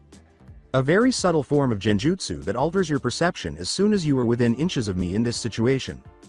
It was too late for you to realize that your vision was distorted because you were too preoccupied with trying to hit me. The biggest trap that any shinobi or kunoichi can fall victim to is genjutsu. As a result, today's lesson will once more focus on chakra control." Tsunade concluded her lecture mode and turned to face Naruto, who nodded. He had concentrated on genjutsu in Suna because it was one of his worst skills as a shinobi.in training, so it would be the one he would focus on the most this time. "This time, you will be solely focused on acknowledging genjutsu, dispelling it, and then you will learn to create genjutsu, as every shinobi should have some in their repertoire. You're going to walk on mud while carrying 50 pounds of rock on your back by using your chakra." As she directed chakra to her hands, Tsunade remarked, "This will teach you control and strengthen you." Tsunade smashed her fist into the ground again, lifting it up as Naruto was about to inquire about the non-existent pit. She continued until she was invisible, appending grass and dirt as her shovel. Hands continued to dig, and when she finally reached the bottom, she leapt out. Water release. Hydro cannon filled the entire space to a respectable size. She then stopped using the jutsu and started a new one. Earth release. Swamp of the underworld. As soon as Kushina's and Tsunade's technique filled the hole up, the pit started to fill with mud. Tsunade approached the perspiring Naruto, lifting a stone and grabbing a rope from a place Naruto didn't know. "You'll be alright." Naruto gazed at Tsunade in blankness. "This is nothing compared to the training we got when we were your age," Tsunade said. "Have you been attempting to concentrate on chakra control while walking a tightrope over a pit of snakes, with 10 seconds on a clock, 200 pounds of weights on your body, and random kunai thrown at you? If you failed, 50 pounds would be added, and you would have to try again," Naruto said, his voice monotone. "Kushina is crazy," Tsunade thought to herself as she laughed nervously. Maybe not. Monday, Academy, second week. His mother had taught him that bonds were important as Konoha shinobi, and by the end of the semester, Naruto had finally come up with a plan to strengthen each of his classmates and form bonds with them, regardless of whether they would graduate. Naruto walked up to Sasuke, sat down, and put his feet up. "Fight me, I thought you would never ask," Sasuke said as he gazed at him. Which translated to, "When? HN. After school at your clan house." Sasuke grinned. HN. Another translation for taijutsu, genjutsu, and ninjutsu. Sasuke answered. Naruto gave a nod. "Yeah, I need to get my genjutsu skills up anyway," Naruto replied. Sasuke remained silent. He answered, HN, which translates to, deal. In addition, someone had to be the class's emo, and Shikamaru was too lazy to do it, so Naruto just walked past Hinata and sat next to Ino, who remained silent and stared at the front of the class before wondering when he put a flower in her hair without her seeing it. Her Byakugan was on the minute he entered the room. Naruto nodded and stood up just as a fangirl sat down and Sasuke changed into the emotionless robot he had decided to become in the academy to fend off any more advances. When Naruto cleared his throat to start his antics, he attracted her attention with a physical touch, causing her confused eyes to change from angry to surprised to intrigued as he grabbed her hands. Naruto sat next to the Yamanaka clan head, who was gazing at Sasuke in bliss. Let me be honest and serious, Ino. I am aware that you are somewhat smitten with my friend. My friend, however, wants a strong woman in his life. Someone capable of destroying him in combat. You are by far the most qualified applicant for this position. As a result, I'm open to making a deal with you, Naruto said, and Ino listened intently. We should work out once a week. For the following 4 years, Naruto's after-school activities continued in this manner. Hyuga compound, Monday, Byakugan on full blast. Hinata strode down the hallway, able to see everyone within a 35-meter radius after avoiding Naruto and his flowers. She could be regarded as paranoid, but she couldn't understand how he managed to get the drop on. Hinata spun around and struck the intruder with her Jiyuken palm. The training dummy with a sign on its front caused him to recoil in mild surprise. Well done for spotting me, but you did a poor job of removing the rose from your hair. Regards, the dummy used for training. Hinata sighed, took out the rose, and headed home to have it pressed. This was becoming annoying. She had a ton of flowers because of Naruto, and despite her stoicism, she undoubtedly used them for pressing flowers or making medicine. She still had a reputation to maintain, even though she would cruelly mistreat anyone who discovered that she did such things. Naruto sat in a tree observing her and sighed in confusion. In 3 months, Hinata had changed from a meek and sweet girl to a nearly emotionless and clearly traumatized personality. She had developed a princess complex that made being friends with her both amusing and difficult, but most of all, he just wanted his friend back. It didn't help that his mother knew what was wrong but refused to tell him, so he spent time expanding her range while invading her blind spot, a ruse to get her to open up her other senses in case she relied too much on her eyes. Tuesday, sitting in the park, Shino and Naruto gazed at the ants that were in their way. You see, even though these ants are strong, they have a lot of power. A man can get itchy for days after just one bite. Sashino.san, I think you might benefit from forming an alliance with fire ants. Shino picked one up, watched and spoke to them, then gave Naruto a nod. To demonstrate how to use it, I asked it to bite me. Shino stated bluntly, I am in pain already. My finger is itching a lot, and I feel the urge to scream in complete frustration at the pain emanating from my finger. Naruto gave a nod. I concur, my finger too is on fire, you did not have to suggest them to bite me as well, said Naruto. The two stood up slowly, without saying anything. Shino said, I'm going to go home and tell my father while trying not to produce tears from my ocular ducts, and then Naruto nodded and relished the tranquility that nature provided before he began to howl in pain and scratch his finger. Ouch, ouch, ouch, ouch, on Wednesday. I see the advantages of your shogi concept, but it's a little problematic. I want to lay down as much as possible. The reply from Naruto was, I knew you would, see things, my way. Did I mention that Yoshino Nara occasionally threw random objects that the two were avoiding? While playing shogi, the two were avoiding pots, pans, kettles, forks, knives, kunai, deer, which made them wonder how strong this woman was, and other objects. After initially being fascinated, Shikamaru became enraged because he would have to focus while playing shogi and moving, which he simply did not want to do. However, he soon realized that after a few hours of doing this, his mother would be worn out and the house would be as quiet as a storm in the morning. Although he was aware that he was a lazy genius, Naruto was a unique breed. He and his father could unwind on their days off if he did this twice a week. You lose, Naruto declared. Shikamaru smirked as he inspected the board and used a shogi piece to deflect kunai. Took you 197 times to do so. Naruto gave a nod of agreement. Best out of 300, I figured the first 100 times I beat you was a fluke, said Naruto. Shikamaru dodged a pot and shook his head. Your movements were erratic and I could not think as fast as I can now on account of the pots being thrown my way. But now I am getting the hang of thinking while dodging, replied Shikamaru. Naruto gave a nod. I want a rematch. You're on, Shikamaru said.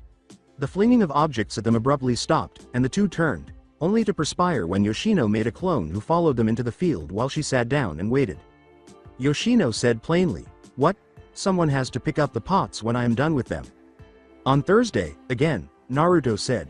The two of them came here every other day to get muscled up, with Naruto telling him that it was the best way to get fit and that it would also increase his metabolism, which would give him an excuse to eat even more. He was in the gym with Choji, lifting weights, but nothing too crazy because that might stunt his growth. So long as there was a healthy balance of food. As a result, Choji was observed destroying a ton of fruits and vegetables, and Sundays were binge days, with chips on Fridays and Saturdays. In addition to working out on Tuesdays and Thursdays and lifting weights on Mondays and Wednesdays, Choji was a pretty attractive young man for his age. Naruto exclaimed, "One more rep, push, push, good," as Choji completed his set. He squatted with 200 pounds and slammed them to the ground. Choji shook his head, and Naruto laughed. "That is good enough, let's hit the shower and go eat some steak or something," Naruto said. "That would just defeat the purpose. You know that, we got to eat healthy today to retain the muscle," said Choji without thinking. Naruto pushed his friend while grinning. Spoilsport, Friday. With Akamaru at his side, the size of a German shepherd as it grew up quickly due to the new food Naruto had received from Iwa, Kiba sniffed the air while his eyes were covered in war paint. "Okay. Akamaru, I can smell him with my sister. I am going for the takeout, keep watch and alert me if anything alright," said Kiba. Knowing that barking would alert the two to what was happening, Akamaru nodded. Kiba moved through the forest in silence, ready to leap and attack the offender. Only to freeze when he realized what had just transpired. "Akamaru. No," Kiba ran out and screamed at Akamaru, who was doing some of the things hormonal dogs do when they are around female dogs, so Naruto and Hana halted their sparring to watch. He had met his sister while forming a friendship with Kiba. She was also a very attractive kunoichi, but he admired her. Her compassionate nature drew him in, and he pondered why she was planning a potential date with Itachi while she was unmarried, unaware that Naruto would constantly cover his scent, and occasionally Hana's. To discourage him, Kiba, who was young and untrusting of his friend, would use this time to follow them everywhere. Leaving her dogs at home, Hana brought a pack of female dogs to train with the monstrous animals in the field. "Well, now we know why the other two are pregnant," she said. Naruto gave a nod. "True, your brother is getting better, scoping us from your clan house to the outside of the Forest of Death, impressive." Hana nodded, glancing at Naruto as though he were somewhat taken aback by the revelation. When Hana realized what he was doing, she laughed. However, Naruto continued to stare at the scene in front of them and cocked his head to the side in mild amusement as he watched Kiba attempt and fail to separate his dog from the pack. "Good move, Naruto, good move. I think you should say that to Akamaru," Kiba let out another scream. Saturday, Naruto dodged Sakura's harsh haymaker swing before he poked her forehead once more and took an uppercut to his chin, which sent him back flipping in midair before hitting the ground. Naruto said, "Your speed is increasing, but you have not stopped me from attacking you," as he got to his feet. Sakura was a little reluctant to accept Naruto's plan to teach her taijutsu and other skills. This was, after all, the same individual who was constantly surrounded by her future husband and best friend. So, hating him was normal. In her bewilderment, she merely nodded her head when he offered to assist her. However, it appeared that he was merely preparing her for an inevitable girl fight with Ino by using this tactic.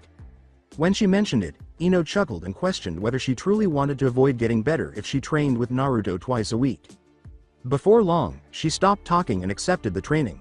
"Now remember, you cannot let your temper get in the way of your fist. You have the making to be either a great genjutsu mistress or a powerful medic nin, close to Tsunade herself, but don't tell her I said that, she'd just steal you from me. I want you to impress her beyond words when I am done with you. So we will move on to the next step." A scroll containing chakra theory and other information was given to her by Naruto. "I won this off a bet with Tsunade. These are special medical techniques used to both heal and inflict pain. Learn one by the end of the week and we will work on the next one. Now let's begin again. We got about 10 minutes before your mom will come looking for you," Naruto said plainly, aware that she would always take Sakura out for their family dinners. Even though her mother wasn't the most encouraging at first, she was unable to ignore the progress Sakura made in training, becoming a stronger and quicker kunoichi. Sunday, Sasuke, an amused Itachi, and Shisui, who was half watching because he was too preoccupied sparring with Yugito, helped Naruto escape the fire jutsu and earth clones that were pursuing him. "I knew I should not have taught him mud clones." These training techniques not only made Naruto and his friends closer, but they also made them stronger than any other training could have. This created more of a barrier as it started to seep into the families, creating a cascading effect. When Yoshino looked out the window and saw Shikamaru getting up early and going to school, she nodded. "You were right. The training did do wonders," she told a weary Shikaku, who who occasionally had to participate in the training as well because he frequently neglected household duties and other tasks.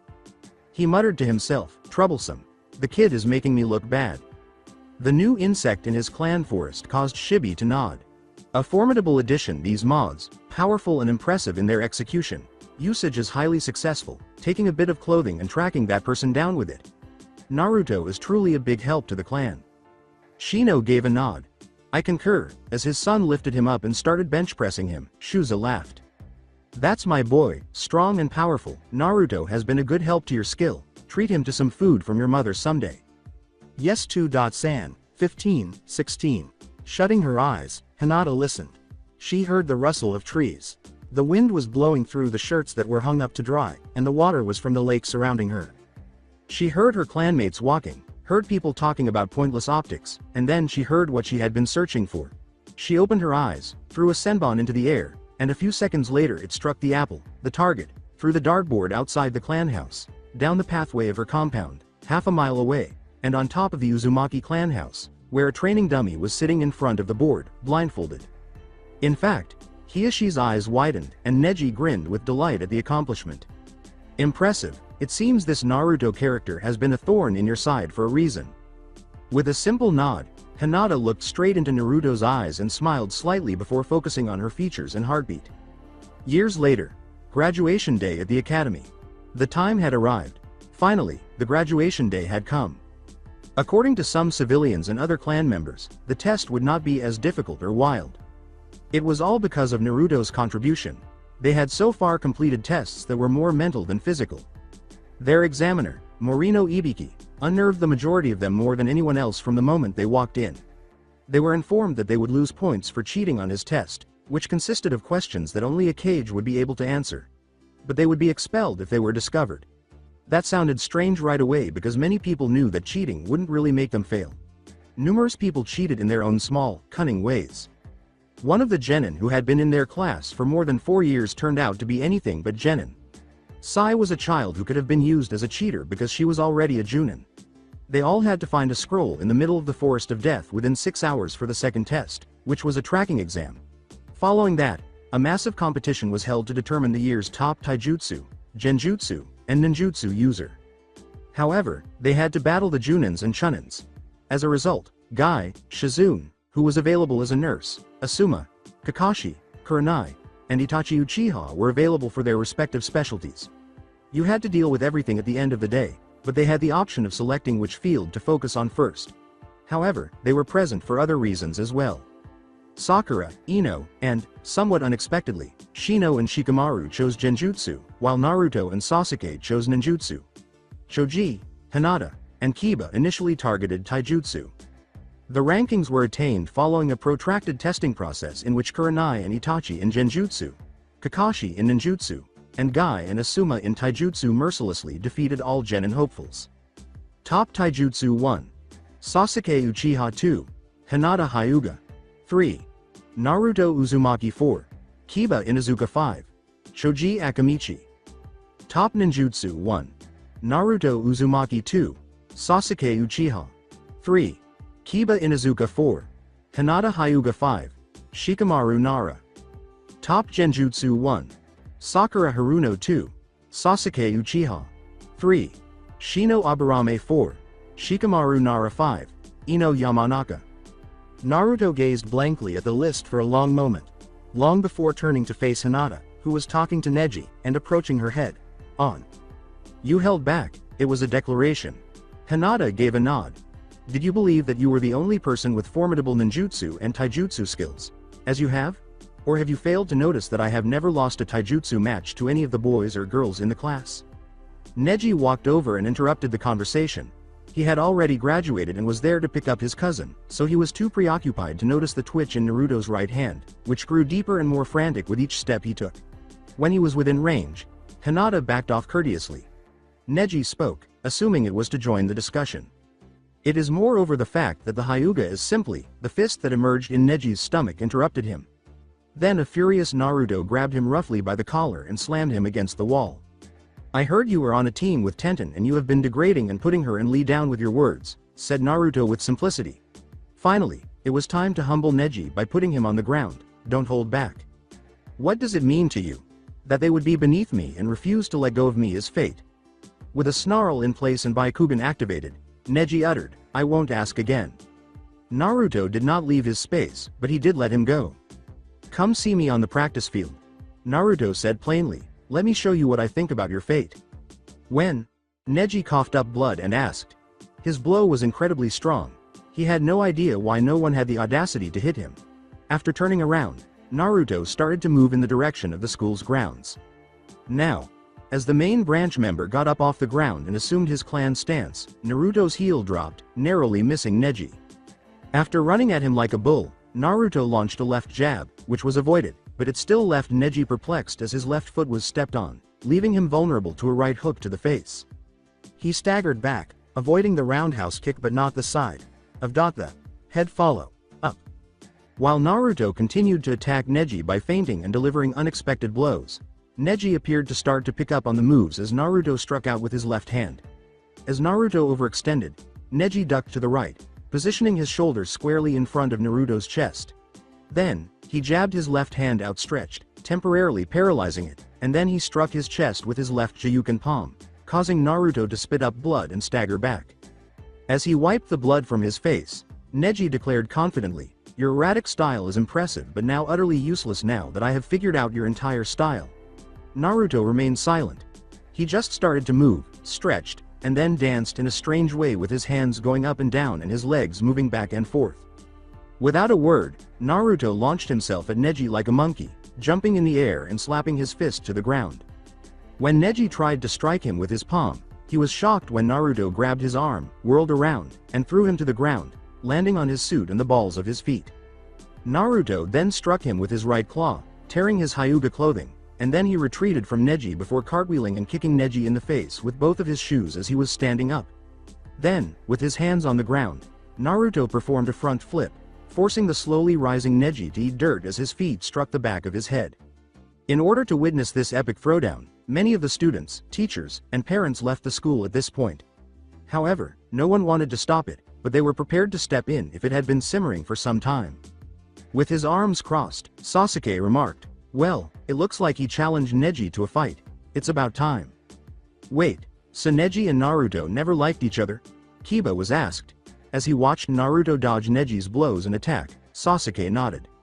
Since the first day of school, Naruto had desired to battle him. Given that Neji is already a well-known genin, what better moment could there be? Sasuke was asked. While this was going on, Neji growled and whirled in the air, unleashing the Kaden, a massive ball of chakra that shocks him by sending them flying backwards and landing on his hands and feet as he slid on the ground. Neji stood up and started to slowly speed up his hand movements. You are in my range of divination, Naruto smirked and vanished, shocking everyone. Imagine Neji's shock when a hand emerged from underground and grabbed his foot, causing him to collapse due to an electrical shock. Neji was still recuperating when Naruto fully rose from the ground. Naruto spoke while glaring at the fallen Hyuga. With 2 taijutsu styles, a shadow clone, and 2 ninjutsu, I would like to present you to complete defeat. This is the experience of humiliation. Recognize that I was still holding back. Put me to the test. I'll be aware if you say something disparaging to your teammates once more. I'll track you down. I'll defeat you. I'll then make you look foolish. Naruto turned around and confronted Hinata, who grinned, saying, just as you have humiliated your fellow classmates all those years ago. Enough, she said. As Hinata methodically destroyed Naruto's entire chakra system in a matter of seconds, the audience gasped in slow motion. Naruto let his guard down and fell to the ground in shock. As the new genin she had just defeated poofed away into smoke, Hinata turned around with a smirk on her face, only to have it vanish as she met Naruto's smug gaze. All right. But not good enough, Naruto remarked as he gradually moved away from her while observing her expression change from one of surprise to rage to joy. I will defeat you. She spoke as the group gradually thinned out and teachers checked on a still astonished Neji before escorting him to the nurse's office. The Hyuga and Uzumaki were left on the field as the two stared at each other until everyone had left. What happened to you? Naruto asked abruptly. Even though he had been training with her for the previous 4 years, they were clearly at odds. She only mentioned training, and she remained stoic and never responded to any questions about her 3 months or her seal while he attempted to delve deeper with his old friend. Slowly, Hinata shook her head. I altered Naruto. 3 months can bring about a lot, and, she said, pausing as old memories raced through her mind. Pictures of blood and water on a wall. Yells. A red Sharingan's eyes were smirking as they gazed at her. Black hair that is long. Hinata. She was brought back to reality by a shouted voice. Naruto watched her and shook her back. Her eyes went glassy a minute ago, and her chakra started to dangerously fluctuate. His mind was racing with so many questions as his friend kept acting more enigmatic. When Hinata screamed into the air and Naruto was suddenly knocked to the ground by a burst of chakra, a Kaiden larger than he had imagined rushed through the area, warning everyone nearby. Breathing heavily, Hinata cancelled her jutsu. Stay away from me. And for years to come, Naruto would never forget the tears that fell from her eyes and the begging tone of her voice as she vanished into thin air. Please. That's it for today. I hope you guys enjoyed this great story. See you in the next one.